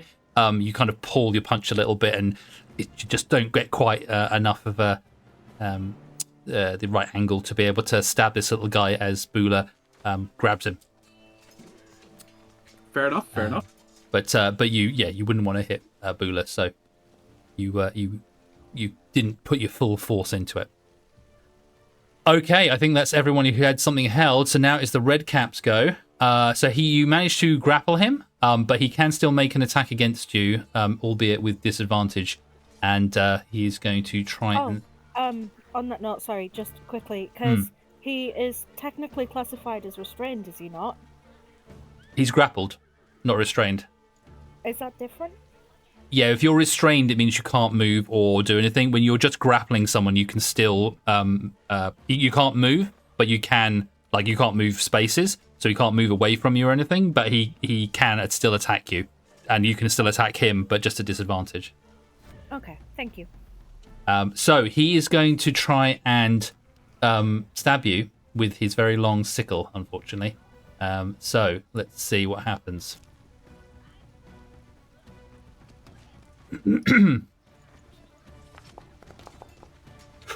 Ooh, natural 20 for a 26. Well, that definitely hits. Disadvantage? Sorry? Disadvantage, you are right. I completely forgot. I rolled that at the normal roll, so I will roll once more. That was I was just panicking then for no reason, but I was panicking. You yourself said it. Okay. Like 5 seconds ago. Not that it matters because so it still hits. It still hits, but it's not a critical, so we're all right there. Yes, I said the words, but I didn't click the disadvantage button for some reason when I saw it up. I was just excited about having a go.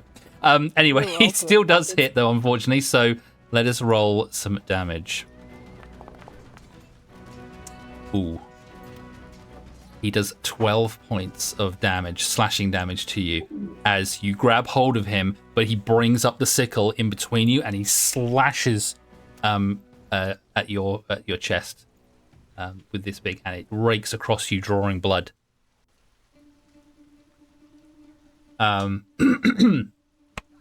Now, he does have a second attack, but it's going to be at disadvantage as well. And I will click the disadvantage button this time.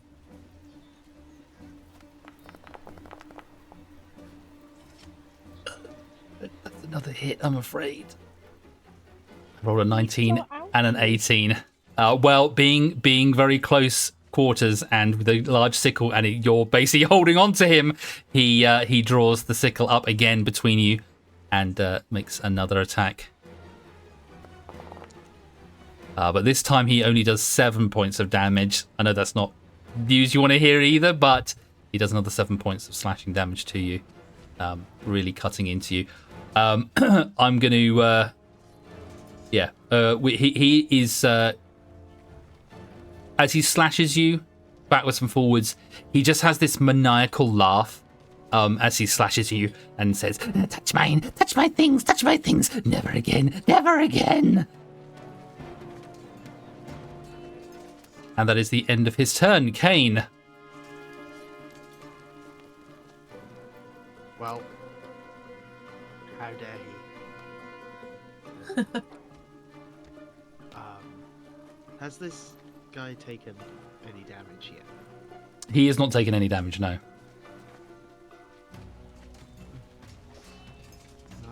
Is there a way for me to? I really needed him to take some damage. But he's a tricksy bastard. Yeah, unfortunately, there has been attacks against him, but none of them have hit so far. Yeah.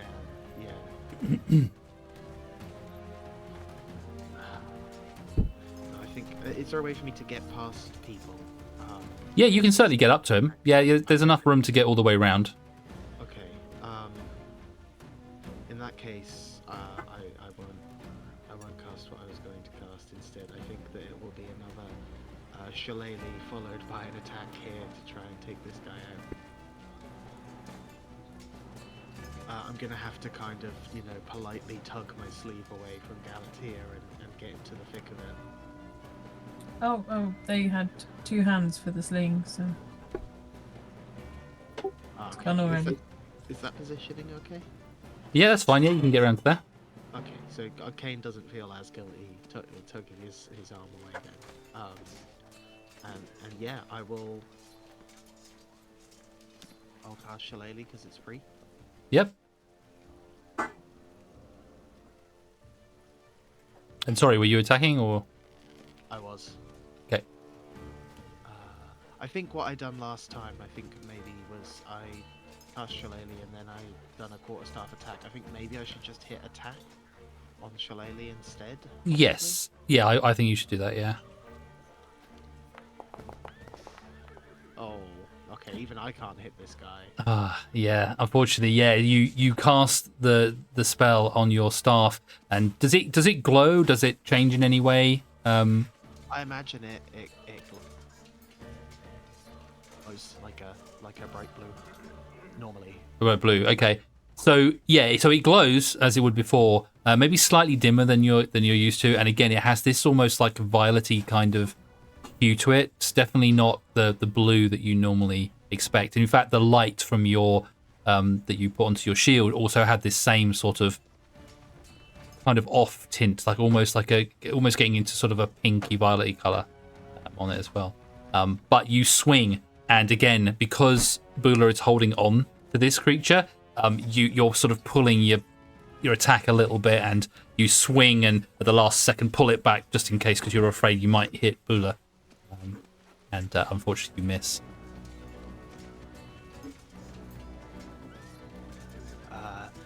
Yeah, I think I think that's everything for my turn. I'm just gonna put up my brightly glowing shield. Hope maybe that helps blind him a little. Okay, no worries. All right, Moira, what do you do? On the nat 1 initiative roll, been very distracted by the overwhelming overwhelming amount of smells, and all of a sudden, stuff happens. Just all of this has happened right in front of my face, and could I make a sacred flame from where I am? Yeah, you should be able to. Yeah. Cool. Let me just where are you? Secret flame. It is a saving throw. 60 feet. Yeah, it's fine. Okay, so it's a what was it? A dexterity saving throw. Okay. Now, I'm gonna give him disadvantage on this as well because he can't move out of the way, and because he's grappled currently as well, I'm gonna say it's gonna be even harder for him to like move out of it. So we're gonna do a dexterity save, but with disadvantage.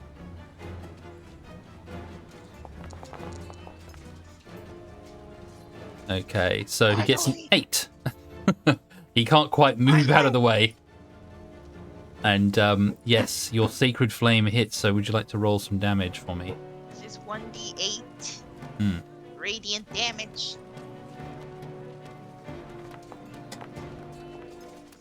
That is a 3.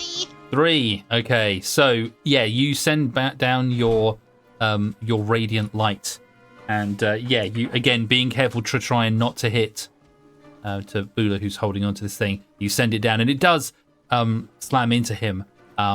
And you hear him sort of yelp a little bit from the pain of this hitting him, but it does not seem to do that much. He seems to be still fairly quite hardy. Yes, he continues to look menacingly at Bula as she holds on to him.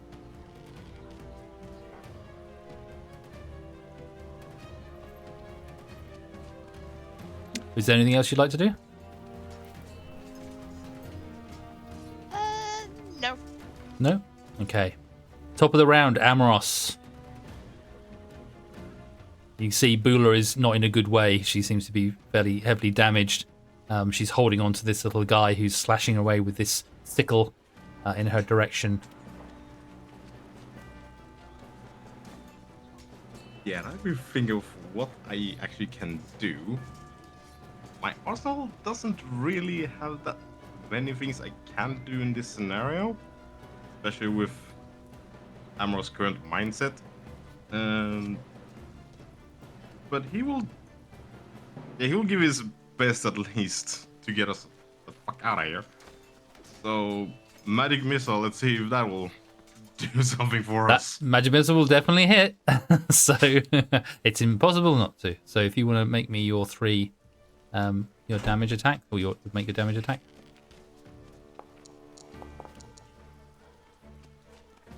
Keep forgetting. Do I need to roll it once or do I roll it 3 times? Well, there's different schools of thought on this one. People have gone backwards and forwards. The wording it says is, each dart hits a creature of your choice that you can see within range. A dart deals 1d4 plus 1 force damage to its target. The darts all strike simultaneously, and you can direct them. So, some people say you can roll for each one. Some people say that you can roll and use it the same amount for each of them. But I will let you choose in this moment. But that's what we'll use going forward. So, if you want to, you can use 2 for all. How many of them? How many did you have? Yeah, it's more fun to roll all of them, I say. Yeah, So, you can roll for each of them? 2 Okay. more times then. Yep. Sounds like what I would do too. Okay, cool. So, So 9, 10 total. 10 points of damage. Okay, so you fire off these bolts, these magic missiles. And what do the magic missiles look like? Do you have them flavored in any way? Yes. Normally they look like those little. Oh, what can I give some example? Think of like Oh. Fuck. Oh, there's a small bird that can travel backwards and forwards and up and down. I keep forgetting what its name is. Hummingbird? A hummingbird? Hummingbird, thank you. Right. Think of one of those made of ice that will just dive into the target. Okay. However, due to Amro's mindset, each one of those normally well-shaped birds are cracked. Hmm. So his mental state does affect his magic. So yeah, he's getting cracked birds into the head instead of solid ones. And I'll add to that in the fact that, yeah, when you fire these out, you get these sort of these birds that sort of fly towards you. However, they are very similar to your serpent-like Eldritch Blast. These birds are more skeletal in form than they are. They still represent this sort of like icy look that you were saying that they had as well, but they definitely appear to not be as solid form as you would think they would be. They have this more empty eye sockets, almost like these little birds, and this sort of like pointed beak, but they don't have the sort of denseness or the thickness, the fluffiness of a normal bird. They definitely seem more withered, but nevertheless, they do hit their target one after the other, slamming into this little guy with a red hat, and he takes 10 points of damage as they slam into him, and you can see him reel back and move an arm to sort of cover the place where they impacted, and you can see him taking the pain. He still seems to be reasonably well off health-wise, but he definitely took some damage from that. Anything else you'd like to do? My turn. Okay. Galatea, it is your turn. Okay. Okay. I'm gonna try a thing again. I'm gonna try it and move it a little closer.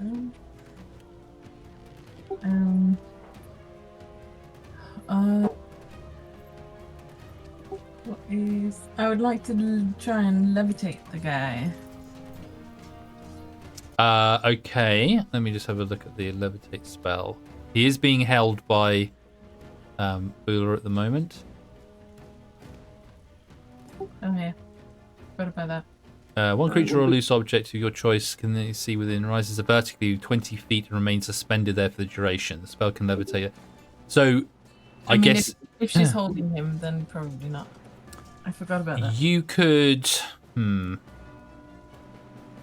You could possibly have this as a maybe you could shout to her to let him go, and then have it as a hold that action to levitate him once she's let him go. I don't want to risk it in case it doesn't work, because it hasn't yet. I think instead I'm gonna channel all my dread into something cold. Okay.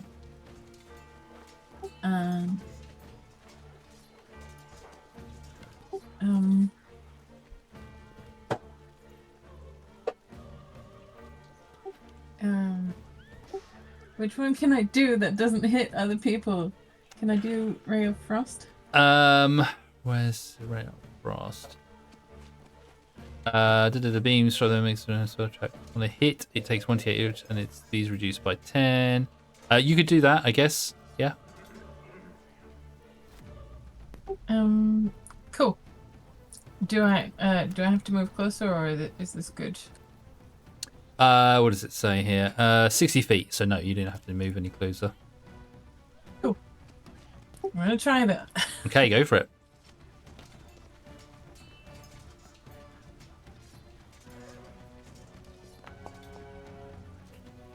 Unfortunately not. Seven's not going to hit. No, I'm afraid. So yeah, you send out this sort of put all your anxiety and that into this ray of frost that you're trying to conjure out, but it just doesn't form. You send out these feelings, these sort of channeling your anxiety and emotions into it, but yeah, it doesn't quite hit its target, and the frost just sort of evaporates into the air. Yeah. That seems about right. That's it for me. Yeah, okay. Bula, you have been slashed quite nicely twice by this little creature that you're holding on to. What would you like to do? Well, I think the inevitable is going to happen as she screams, "Why is everything here so rude?" And she rages. And you rage, yes. So you, as your bonus action, you rage. You go into rage. I think well deserved rage. So yes. So now you'll be taking half damage from slashing, thankfully. Yeah, totally not why I asked about how Yeah. the resistance works. And I'm glad that it's slashing damage. And she is going to headbutt this guy because she is furious. Okay, no worries. So you're, I think you've got. I can't always remember. Do you remember, Kane? Do you have advantage because you're grappling? I think you have advantage. I think the other person has disadvantage, but you have advantage maybe on attacking if you're grappling somebody. I'll give it a quick Google. Yeah. This is the problem with not playing as often. It goes out of my head. Yeah, I get that. I just had a player in my campaign before it ended that was all about nets and stuff. So I really should know this. There's just so much to remember. I'm just having a quick look here as well. This is why I'm a player, not a DM. Yeah, there's just so many. So, when I was playing week to week, it was like, oh yeah, I remember everything. But now, especially when we have a bit of a gap, I'm kind of like, what was it again? A grappled creature's speed becomes 0 and it cannot benefit from any bonuses to its speed. Condition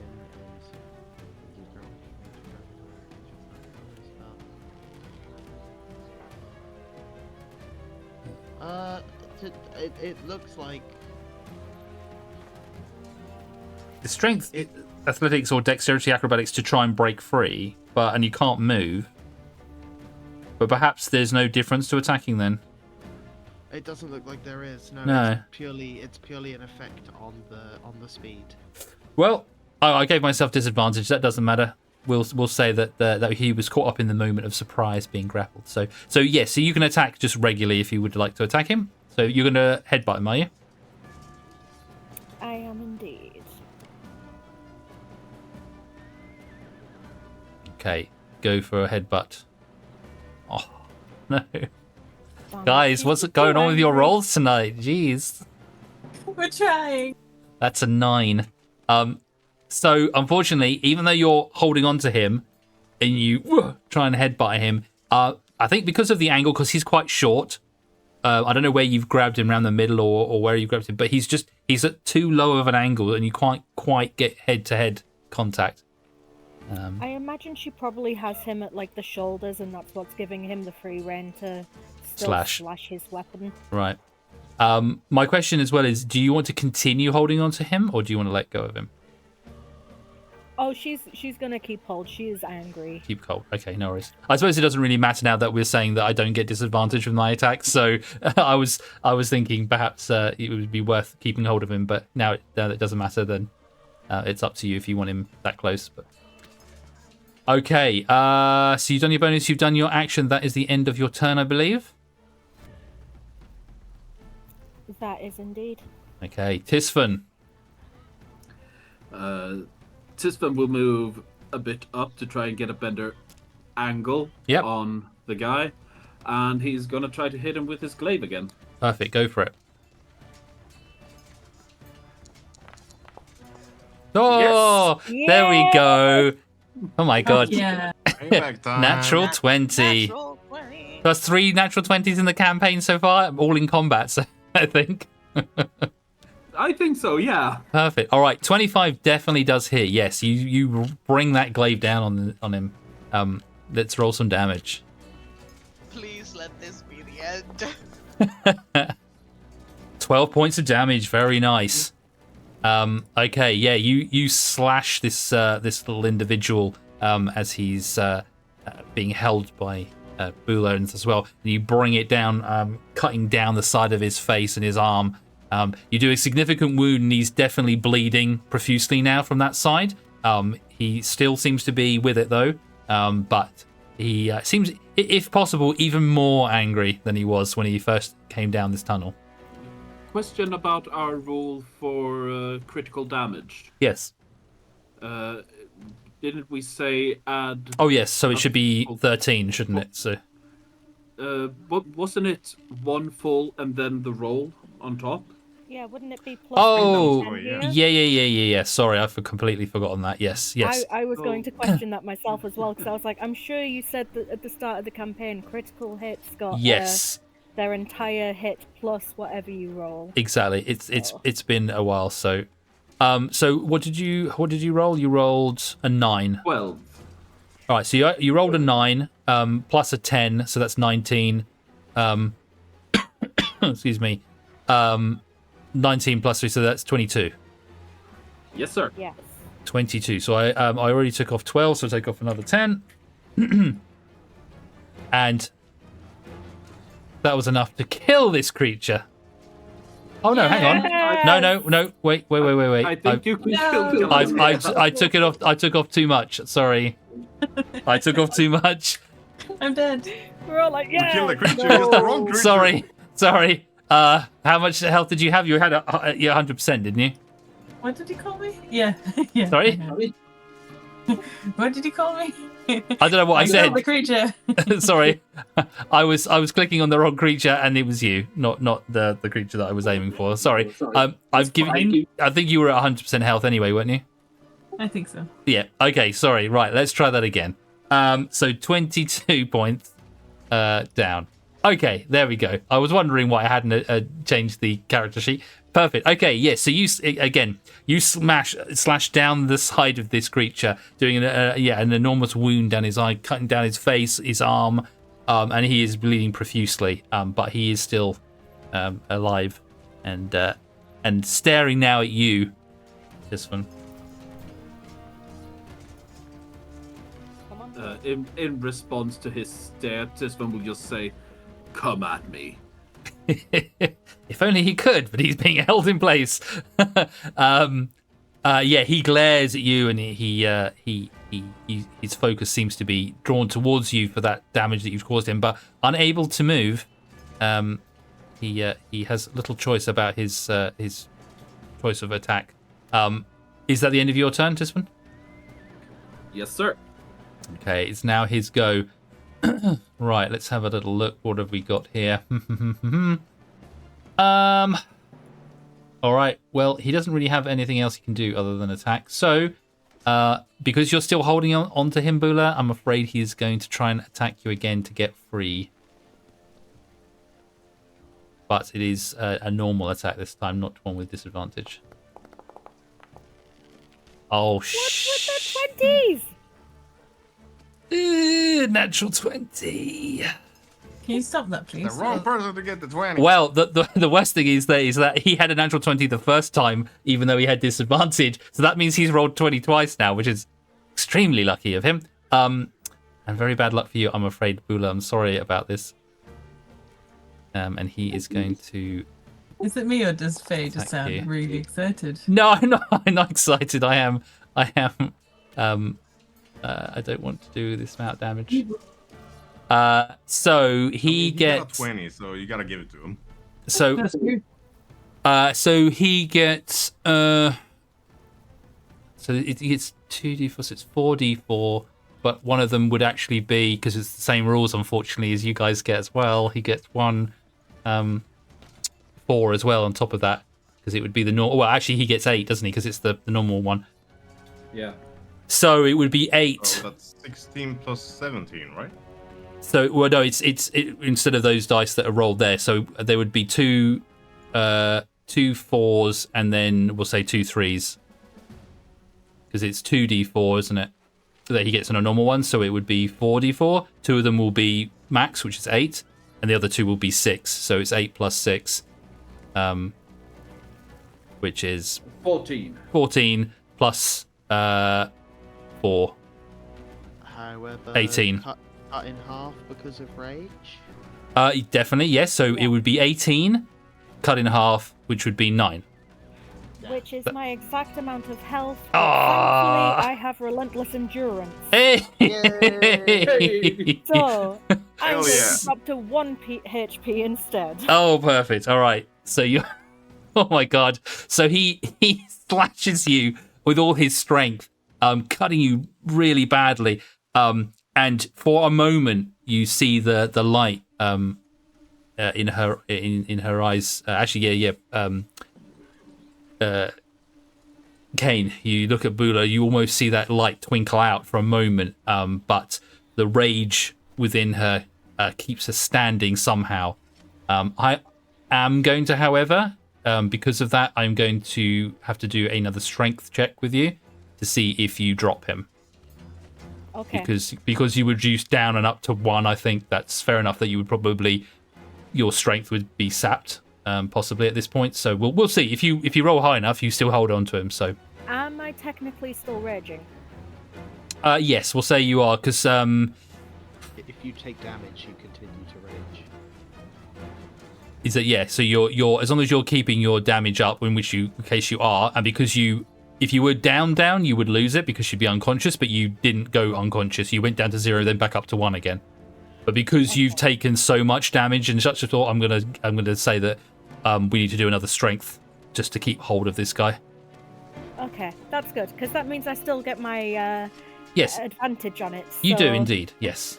So we'll have a roll, both of us rolling off strength athletics to see if you can keep hold of him.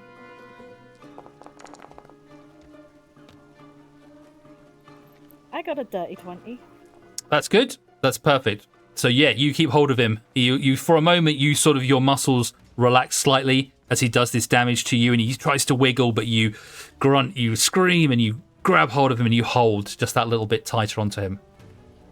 Yeah, and this is a full-on rage-fueled scream that I am not going to attempt to do because I have children in bed. But you can all imagine it for me. But now he has a second attack. Of course he does. So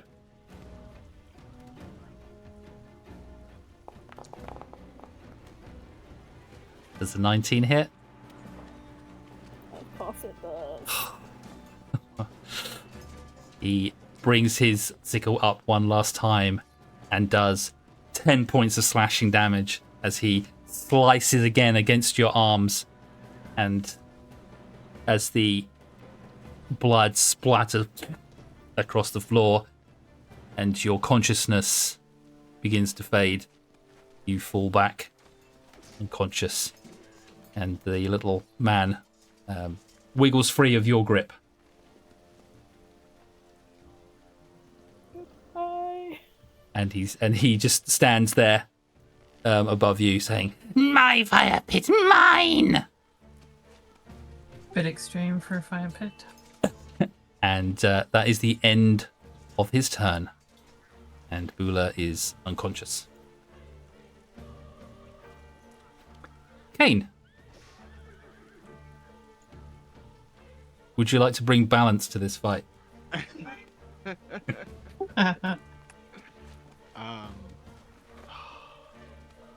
It's a shame. It's such a shame that Bulla went down because all Kane wanted to do was get round this guy and give advantage.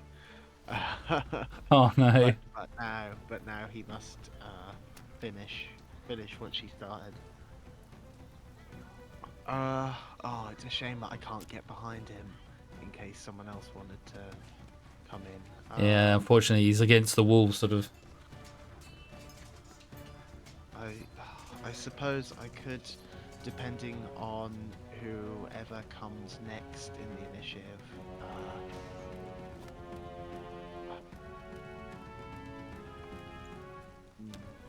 My fellow cleric is next. I have been informed. I think I'm gonna stand my ground, seeing Bula fall.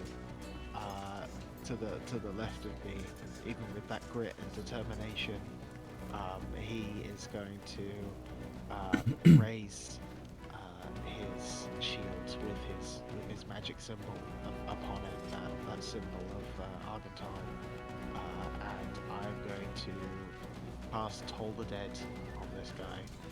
Okay.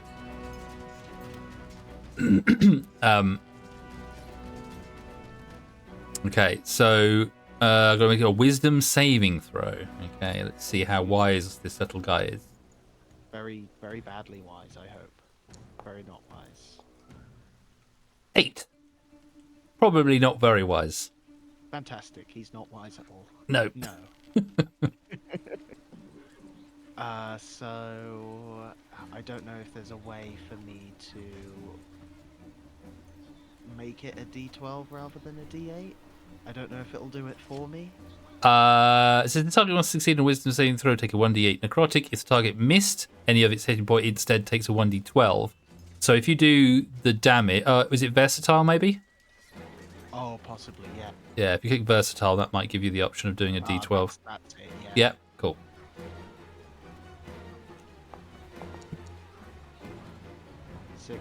Six points. Right down the middle. So how you do? Are you grabbing him at doing this necrotic damage, or is it a touch of your staff that's doing this? How's it? It is. I believe the spell describes it as a ghostly bell. Or a the better. sound of a bell. Okay. I imagine I lift the shield and point it towards the offending creature as a sign of abjuration against them. Mm.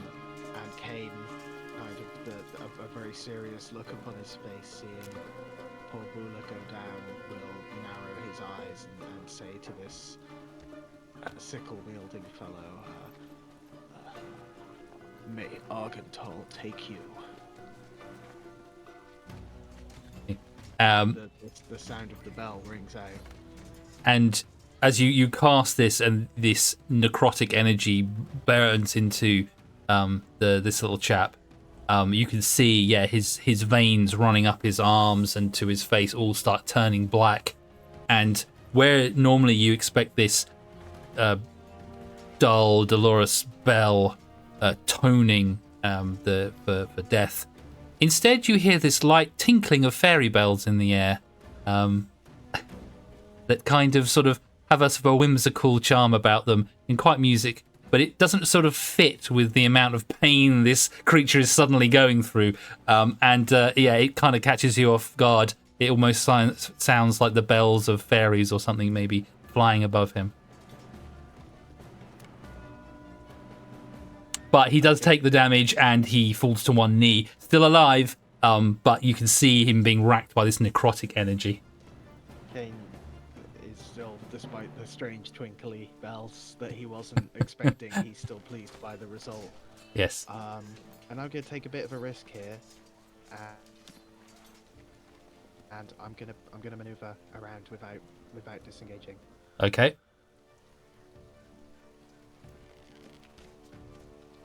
That's fine. You didn't leave his reach, so that's fine. Oh, that's okay. Yep. Oh, perfect. Yep. In that case, I maneuver myself around and just yell to the group, "He's weakened.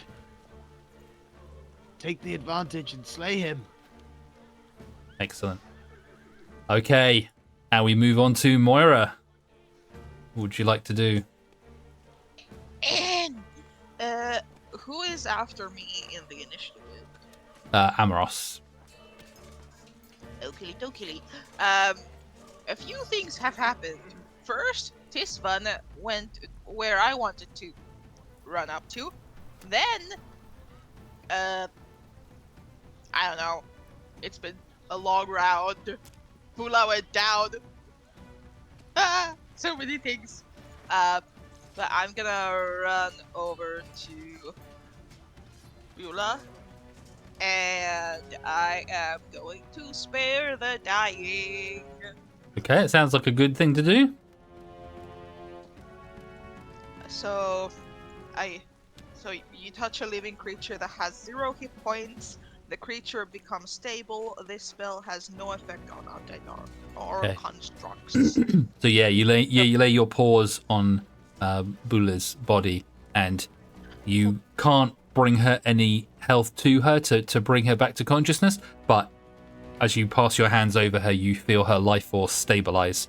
And Bula, you don't need to make any rolls or anything. You are stable. As I cast the spell, I say, "Protect this soul from death's embrace." Perfect. Lay on pause. Yep. And it's a little bit weird because you've also got those little bells just sort of jingling above you as well, little fairy bells as you do it. But yes, Yeah. you managed to stabilize Bula, and she is not at any risk of dying currently. Anything else you'd like to do? I cannot do anything else. Okay. So we move on to Amoros. Well, we know what's coming. Here comes the blast of the Eldritch. Okay, so yeah, this little guy, he's down on one knee. You see the black veins twisting around in his body. You can hear these weird kind of little fairy bells above him. And you slam in an Eldritch Blast, finally hits its target as this skeletal serpentine sort of flies towards him, slamming into him.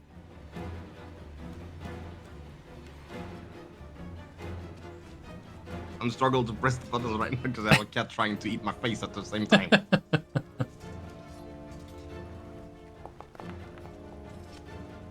9 points of damage.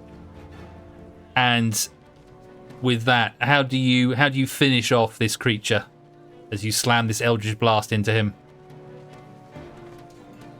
I would say that Amoros just extends his arm, and the serpent-like energy that comes from this Eldritch Blast just jets out and straight up dive down his throat, just blasting out from inside out.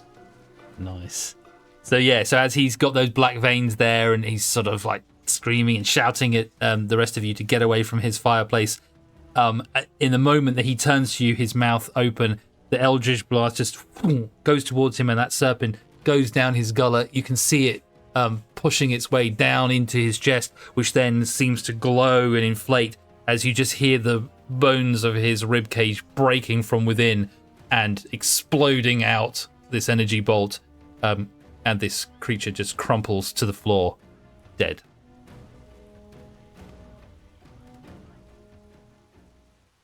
And we are out of initiative. Thank fuck. Congratulations. You have just defeated the red cap. You very nasty creature. Who has taken down your friend, Bula? Yeah, I think Kane. Yeah, you sound so sad about it. I am sad. I didn't want to roll natural 20s on you. But it was sad. I just still internally laugh at the fact that just the tone you had when going from Bula went down to just, Kane, your turn. Just like, how did we went from sad to cheer so fast? So jolly. I'm lightening the mood. and oh, so sorry, but not sorry that your dear friend is down on the floor right now. But hey, you defeated the bad guy. You defeated him, hooray! Poor Bula. Kane is gonna rush past the body Of Bula. of the nasty man, and he's gonna rush over to Bula. I imagine, I don't know if you want me to make a check, but I imagine I could tell that she's stable. Yeah, you can see that Moira is there with her hands laid on her, and she's, obviously doing some sort of ritual. And you, being a cleric yourself as well, I think you can sense that, yes, Bula is stable. She's got some very nasty wounds, has taken a lot of damage, but she is not currently at any danger of dying. Kane is gonna turn to Moira and kind of utter, thank you for helping her. I know not which god you follow, but I appreciate the help nonetheless. I think I've asked all I can of Argentol for one day, at least when it comes to restoring vitality to someone.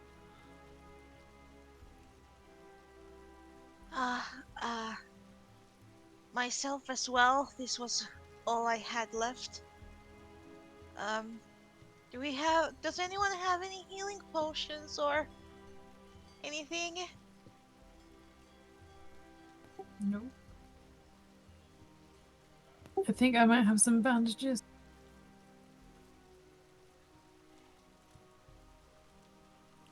I'm sorry, I do not. All I have is some pixie dust and a horn of sweets from the carnival.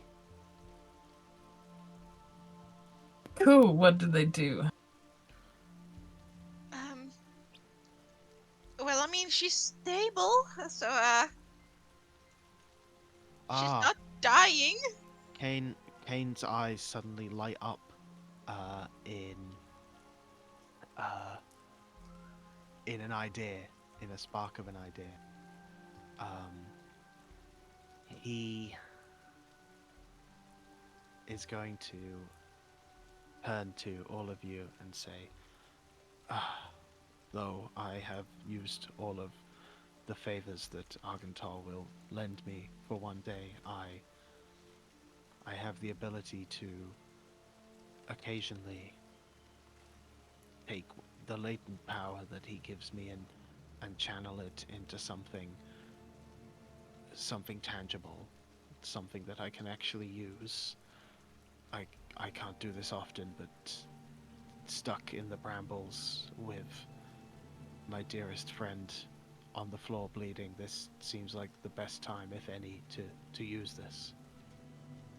And because we're out of initiative, I'm guessing bonus actions don't mind.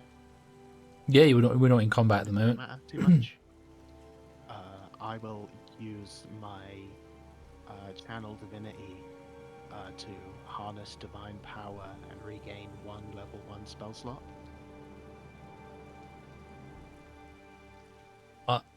I think you may have already used that. I'm not sure. I Hopefully I haven't. I'm just scrolling It back. wasn't ticked off on my spell sheet, but I'm just having a look. I'm think yeah, Kane. You expend the use of your channel ability to fuel your spells. I think you used it when you were using the awakened tree. Although at least it is in the log that you have clicked on it. It doesn't say whether you used it or not because it doesn't have a roll for it. You just get that spell slot back. it was still marked off on my sheet as me having it, so I'm not sure. Yeah, I did update your sheet earlier, and I had to change your hit points again because your D&D Beyond was not concurrent with what was on there. So I think it may have reset it. We'll say that you've still got it for now because I can't tell if you have, and I don't want to penalise you if it was a case of that you were just looking at the details before. So yeah, we'll see that you have it and you get your spell slot back. Okay. I'll make sure it's ticked down and it stays ticked down Cool. for now. But I will use that to harness probably my last spell slot of the day. No worries. And I will cast Healing Word. Okay.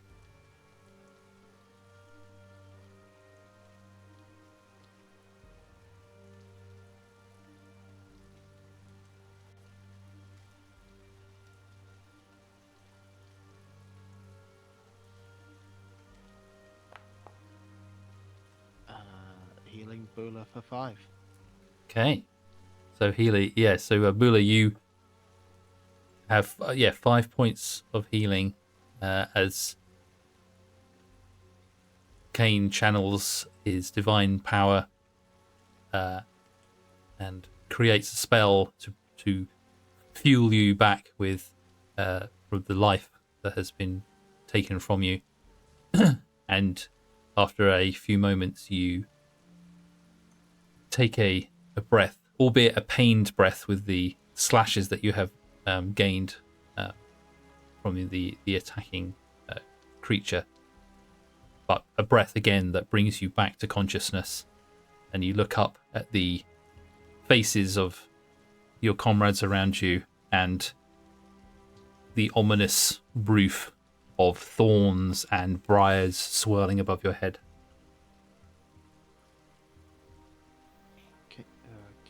Kane's gonna look up towards the roof of these briars, towards the sky, sort of down on his knees already to administer this spell to Bula, and just say,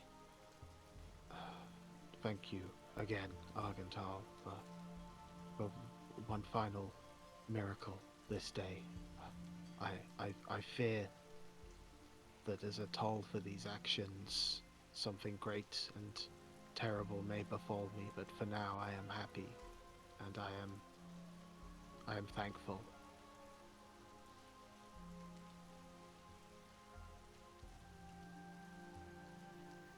And his attention turns squarely to Bula, making sure that he's okay.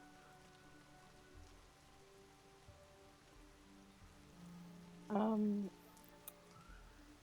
not crying, you're crying.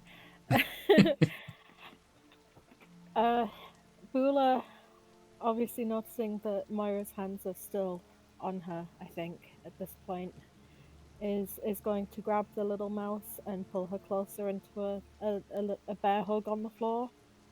And and she's gonna nod to Kane, and is she in reach enough to be able to give a little kick to the dumb creature that they just killed? Yeah, I mean, you're near enough that you could probably kick out with your boot and smack it. he is doubled over on the floor.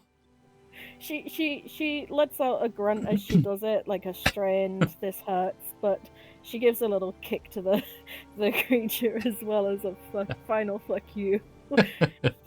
as she squeezes the little mouse. Not too tightly, but definitely in appreciation, and a bit more tight than is probably comfortable for Moira.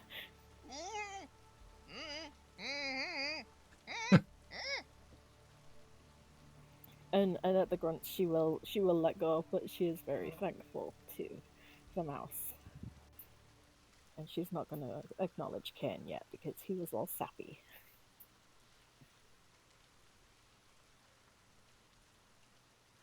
What? Good to have you back up. Good to be back up. Thanks, little mouse.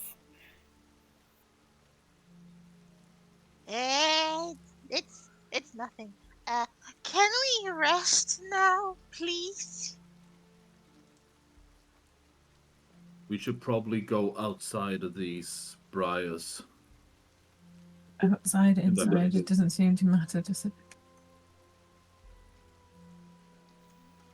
Bula will kind of flop out into a scarecrowish kind of position, just arms flung out either side of her, legs flat straight, and she'll go, it feels good.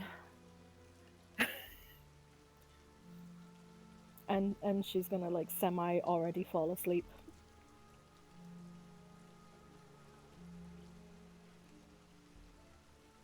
Okay. Yeah, are you planning to take a rest here in this area? How long is a short rest? Short rest is sort of like an hour or so. An hour. Yeah. But it depends because not everyone. Yeah, it's up to you guys. You kind of got up. You had an argument with the people, the Scarlet Guard. You've been into you've at the Eristries. You've gone to town. You've done this. You've done that. You've done, and you've been traveling since then for probably 3 or 4 hours as well. So I would say that it's coming to sort of late afternoon at this point, or at least by your internal clocks, you would suspect it's probably been the majority of the day so far. So you would be sort of coming to the evening time now. I just wouldn't be comfortable staying in here, and I also don't think the dog is going to survive the night, so I don't think I will be sleeping at least.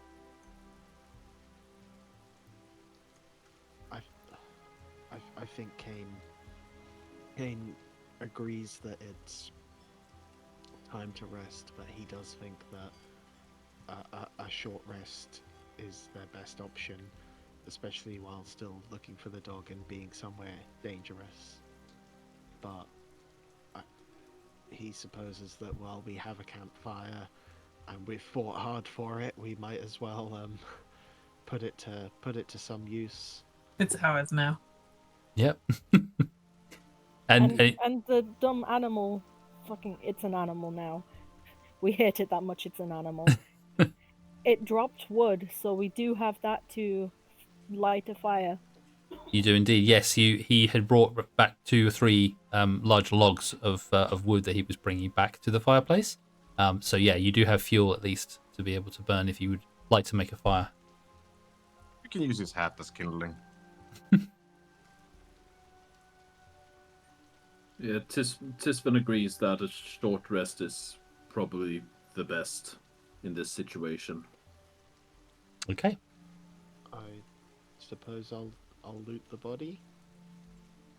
Yeah, if you want to have a little look around and see what he has on him. So having a little sort of route around, see what he might have had on him.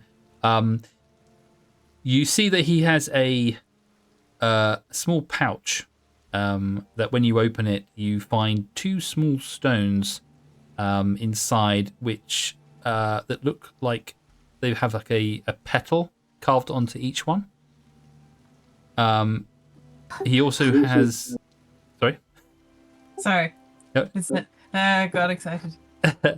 And he also has the sickle, but it looks like in terrible condition. Like it's all marked and the metal's all got like grooves out of it, and it's probably why it did so much damage to Bula, because it looks like it's like almost serrated the edge of it now because it's so badly nicked and chipped and got probably having loads of diseases in it and stuff. So yeah, it doesn't seem to be much of that. He also seems to be wearing these very large, sort of oversized iron boots. But other than that, he doesn't seem to have anything else on him.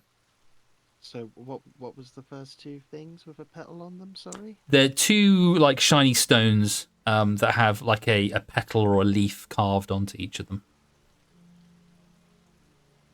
Okay. I suppose I'll take those and put them in my pack, and then I will turn to everyone else and just say, there's not much here except maybe some scrap metal. I wouldn't recommend trying to use that weapon. I think one misplaced strike on some armor and it'll shatter.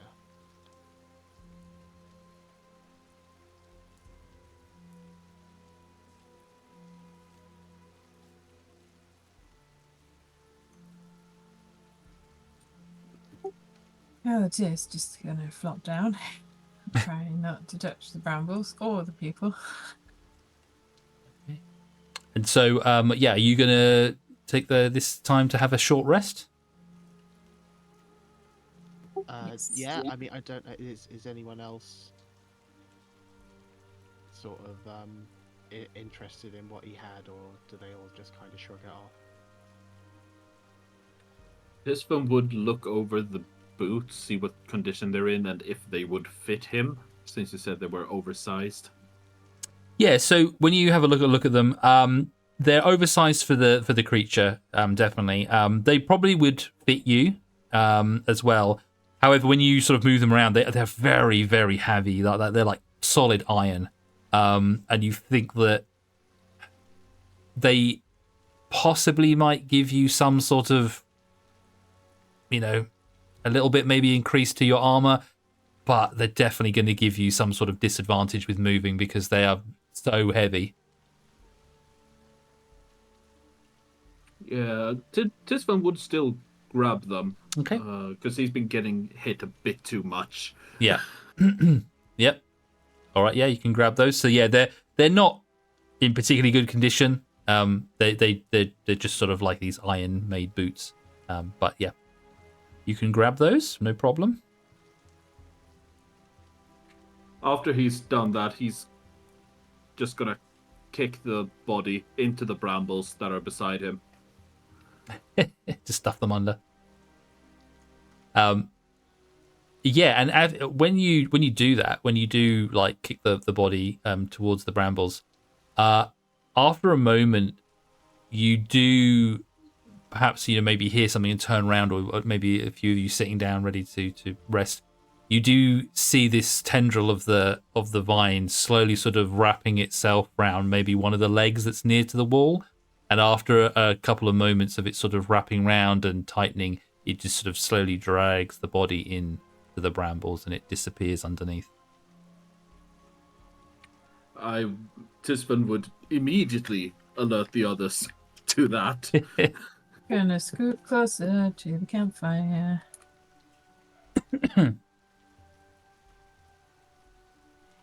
And are you setting a campfire? Yeah, might as well take advantage of it. Yep. Yep. Perfect. So yeah, so you I presume somebody will have a tinder box of some sort to start the fire, and Light it. yeah, and then you ignite that, and with the wood that's been provided, it won't last a great deal of time, but long enough for you to have this short rest anyway. And yeah, it's fairly easy. You can so then there is no sort of chimney here, so the smoke from that fire does sort of like billow out as the fire gets going. So it will need a little bit of like trying to contain it, not putting too much of the wood on at one time. Otherwise, you sort of fill this area with smoke.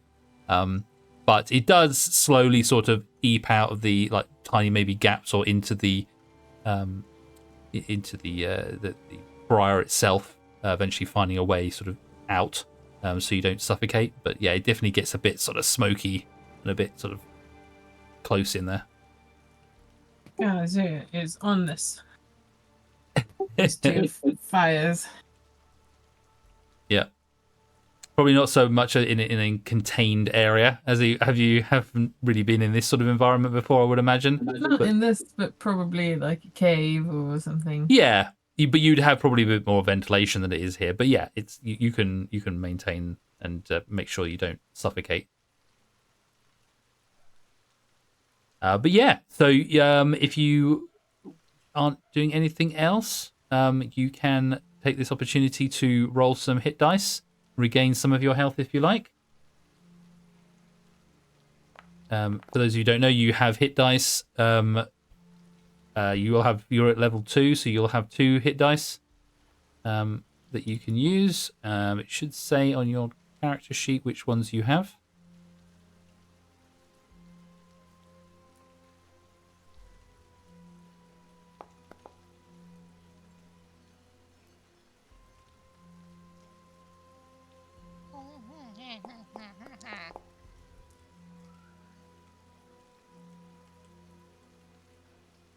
Galatea, I think you had maximum health anyway, didn't you? Oh yeah. You don't need to you don't need to mark off your hit dice. Now I know how it goes. So yeah, so you have the amount comparable to your level, and then you get half of as much back every time you take a long rest, I think. yeah. Do I get a spell slot back on a short rest as well? It might be worth. Sorry, go on. It might be worth. Oh, it might be worth just making a note of I get my channel divinity and my harness divine power back because we're having a short rest. Oh, you get back on a short rest? Yep, that's no problem. Yep. Yeah, short or long. Short or long. Okay, perfect. Sorry, Galatea, what were you saying? Do I get any spells back? Or spell slots back? I don't think you do, unless it says that you get them back on a short rest. I don't believe you would get any back. I have no idea. I think it's only warlocks that get them back on short rest. As Right. far as I know, yeah. Yeah. So unfortunately, not on a short rest. Me and Moira don't get any back either. We have to take a long rest to get our spells Yeah. back. So it's up to you whether you want to take a short rest or a long rest. So if you wanted to get your spell slots back, you could take a long rest. That's up to you.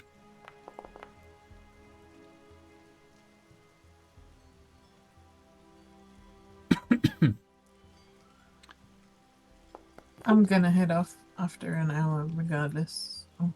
Oh, right. So if everybody else goes to sleep, you just wander off after an hour. Like, well, I'll see you. Okay. Actually, Galatea, you're a wizard, correct? Yeah. You have arcane recovery. You have learned to regain some of your magical energy by studying your spellbook. Once per day, when you finish a short rest, you can choose expended spell slots to recover. The spell slots have a combined level that is equal to or less than half your wizard level rounded up. So after this short rest, you can choose to regain one level 1 spell slot. Cool. There you go. Consume available usage, consume resource. I don't know what that means. I'm just gonna click it. Yes, you shall consume.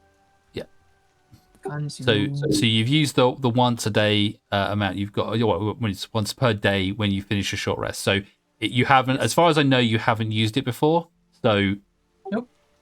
So it's after a short rest, but only once per day. So if you had multiple short rests, you'd only ever get it back once in the same day. But that's fine. I don't think you've used it. So yes, so you do have a spell slot back. Okay, so once per day is quite abstract. I'm taking this to mean the time in between long rests. Yes. That is correct. Yes, because the day is ambiguous to you at the moment because you don't know how much time is passing you currently. So yeah, when you take a long rest, that is a day to you. During this short rest, Tisvan will attempt to clean off these iron boots that he found as much as possible and then put them on. Okay, yeah, no worries. So yeah, you can spend the time cleaning them off. You can get them reasonably clean. They're still not, the best made boots or, the best looking. But you can certainly clean them up and tidy them up and put them on. They are heavy. They are heavy when you wear them. And they will cause you to have disadvantage on any stealth checks while you're wearing them. Already did with my armor, so that's fine. Cool. That's fine then. So you got your pair of metal boots. Anybody else doing anything else while they're having a short rest? Moira is sitting by the fire, just kind of bundled up in a ball, with her arms wrapped around her knees, and then just kind of staring into the fire. Okay. Ula seems to be on fire. Ula, did you have another hit dice that you want to use? She's just gone to the toilet. Oh, okay. I'll ask her when she comes back. Yeah, because she got a 4. She's got 4 hit points back, but seeing as her health is so low, she might want to use the other one up as well. Something to note. I don't know if this is a rule that's set in stone in D&D, or if it was a house rule within my group. But when you take a long rest, I think you only get half of your hit dice back. That's correct. We'd only get 1. Yeah. So it's up to people if they want to use them or not. I went ahead and used both because I think I need it.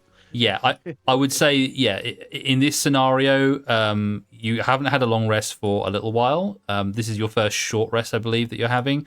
You only get 2. You got 2 at the moment because you're level 2, and you only get half of them back. But because her health is so low, if you're going to continue, I would say either you need to use the dice up or you need to have a long rest. She's back now. Yeah. everyone kind of recommends that maybe you use both your hit dice and not just one, because you probably really need it. You're quite low. If you want to. Yeah, you have 2. You're level 2. You get another one every level. Now you do.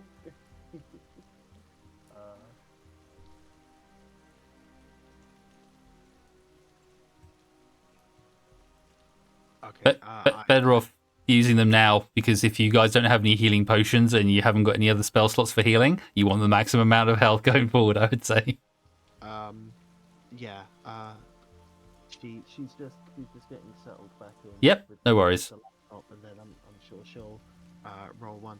I need to BRB quickly. Yep. But before I do, Kane is going to he's going to do his usual bringing out his scales and kind of doing a sort of a small ceremony to Argental for the miracles that he's brought to him today. Okay. But I think that he is going to try and use the 2 stones as the ways to balance the scales. Okay. So a stone on one part and a stone on the other, and kind of maybe give them a look, an observation as he's doing so. Yeah. So you put those 2, stone on each side. And your scales, do they have like a good side and a bad side of the scales, or are they just weighing to balance? Like, do you have like, if it tilts down so much on this side, that's bad, and if it tilts down on this side, that's good?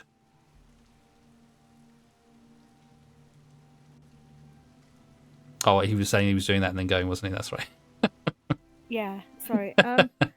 I'll ask him. Yeah, it's fine. I just realised after he'd said that he said before that he was going. So. Tabula, yeah, did you want to roll another hit dice?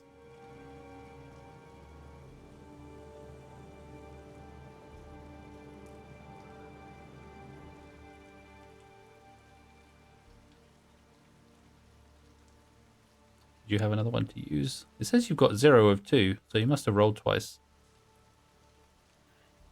Okay, he says no on the is one side good, one side bad. Right. It's only bad if one of the scales are tipped slightly, then that tends to be bad. Oh, okay, so if it doesn't balance. Right. Yeah, which is why he's so set on it needs to be balanced. Right, okay, perfect. I was just asking, yeah, it says you've got 0 of 2 hit dice left, but I only saw you roll 1. Yeah, I definitely only rolled 1. Yeah, I don't know why you hadn't got one on there, so let's just add one back on there for you, because I don't... you may have used one at another point, but I don't remember you guys having a downtime, so use that other one that you've got there and roll to heal yourself back up again. Okie dokie. Yeah, I don't think we've used a short rest yet until this time, so Yeah, I'm not sure what happened there. Yeah, I'm not sure why it was down by 1 already, but yeah, have a roll again and then add that to your health.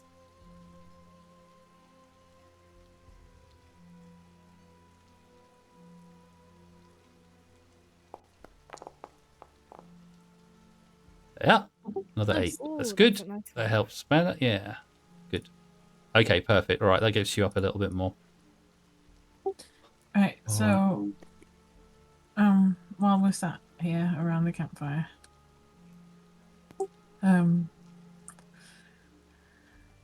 what are we doing? Are we pushing forwards? Are we going back?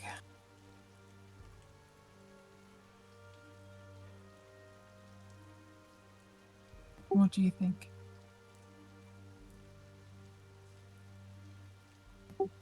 Galatea's just going to look around at all of them.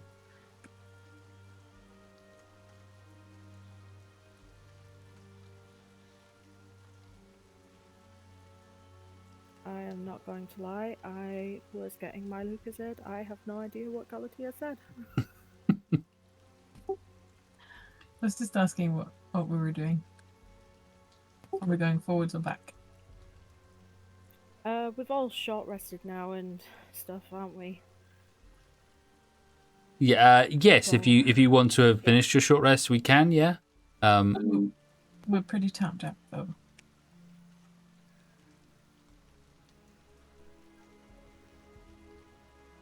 But I think what we'll do is we'll probably wrap things up here anyway.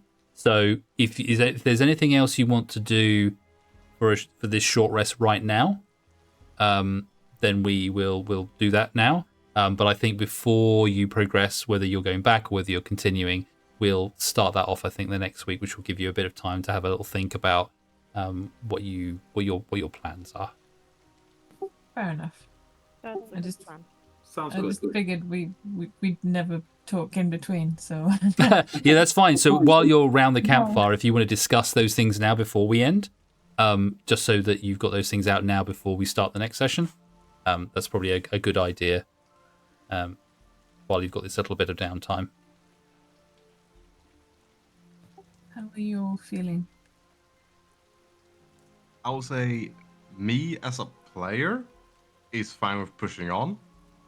Amoros as the character just wants to get out of this briar, to be honest. Well, character rules in this, so Bula is going to be pretty invested now, having nearly died and having rested. She is feeling even more passionate about getting this done and pressing forward. And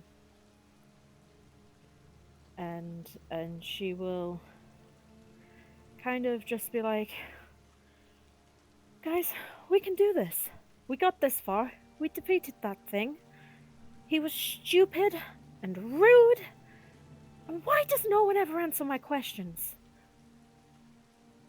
But we can do this. And she's gonna be very actively trying to convince you all to keep going. And she's the one that got down, so you should all be feeling sympathy for her. Galatea is actually smiling a little. I don't think that's happened yet. That's quite nice.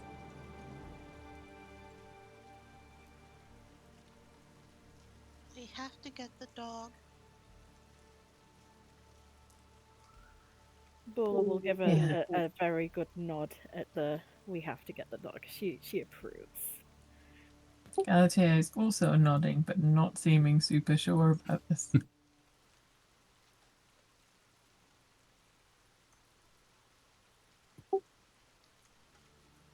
Right. I think Kane is pretty determined to find this dog, but he's starting to see the kind of dangers that this journey seems to be bringing on. You know, he was ready for maybe he was kind of forced into this adventure, so he wasn't ready for an adventure, but he was ready for an eventful trek through this sort of Feywild region. But you know, seeing the trials and tribulations that even looking for a lost dog seem to be bringing the party, I think there's an air of unease about him. He's not sure if the people around him have proven themselves, you know, able to deal with the task, himself included. But he remains hopeful. He can see people growing stronger and becoming more capable as the combats and such happen. But yeah, I think I don't know. I think Kane himself is unsure of the situation. So what I'm imagining is just Kane sitting there thinking really hard, and that's all we can see. Just thinking about those things. He's definitely stoic as usual. Just going back to your ritual as well, Kane. You when you put those two pebbles on the scales, and performing your normal ritual that you do, you find that the scales balance equally. And when you take those stones away again at the end, it's funny. You look at them, and one is clearly bigger than the other, not by a lot, but they seem to balance.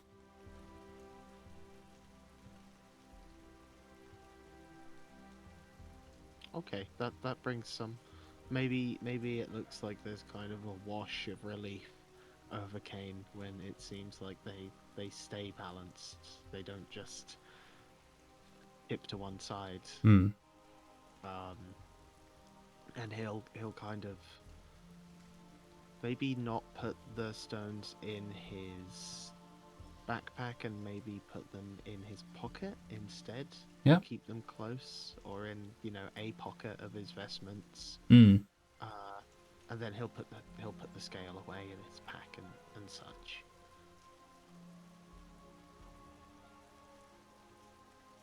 Perfect. So This go on, this one. film will be rather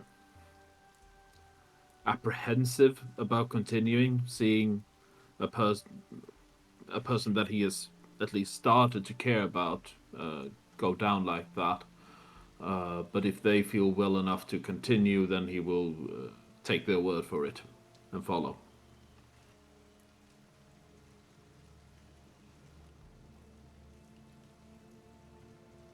Okay. So, have you all decided to continue your journey deeper into the briar thorns that you find yourself in? Galatea will look back to Amaros and sort of quietly go, "Are you good?" Not good mentally, I would say, but I'd rather stick with the group than going out alone, so to say. So if you guys want to continue, then I'll stick with you. Hearing that, Bula will proffer out her hand with a huge smile on her face, as if to encourage him forward, but also hold his hand through it.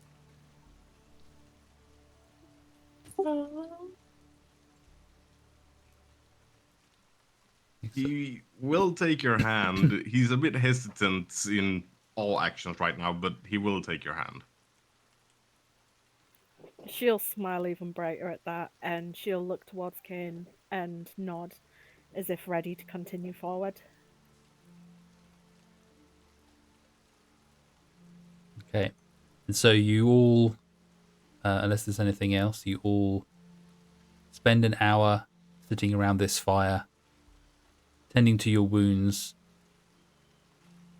discussing plans, what your next step will be, coming to the conclusion that you will continue on, persevere, and it almost as if to punctuate that thought, that feeling of continuing the mission, deep down to the northern path of where you currently are, some way off, but still just audible over the crackling of the fire, you hear very quietly. And that's where we'll end tonight's session. We did it! Woo! How dare you, We sir? end at the sound of a bark. Perfect. Guys, it's very obviously a mimic. Yes, It could be anything. they're It could be anything. interchangeable words in a child's mind. Dog, mimic. I saw. Yes. Oh yeah. No, mimic. That was my pet. Yes.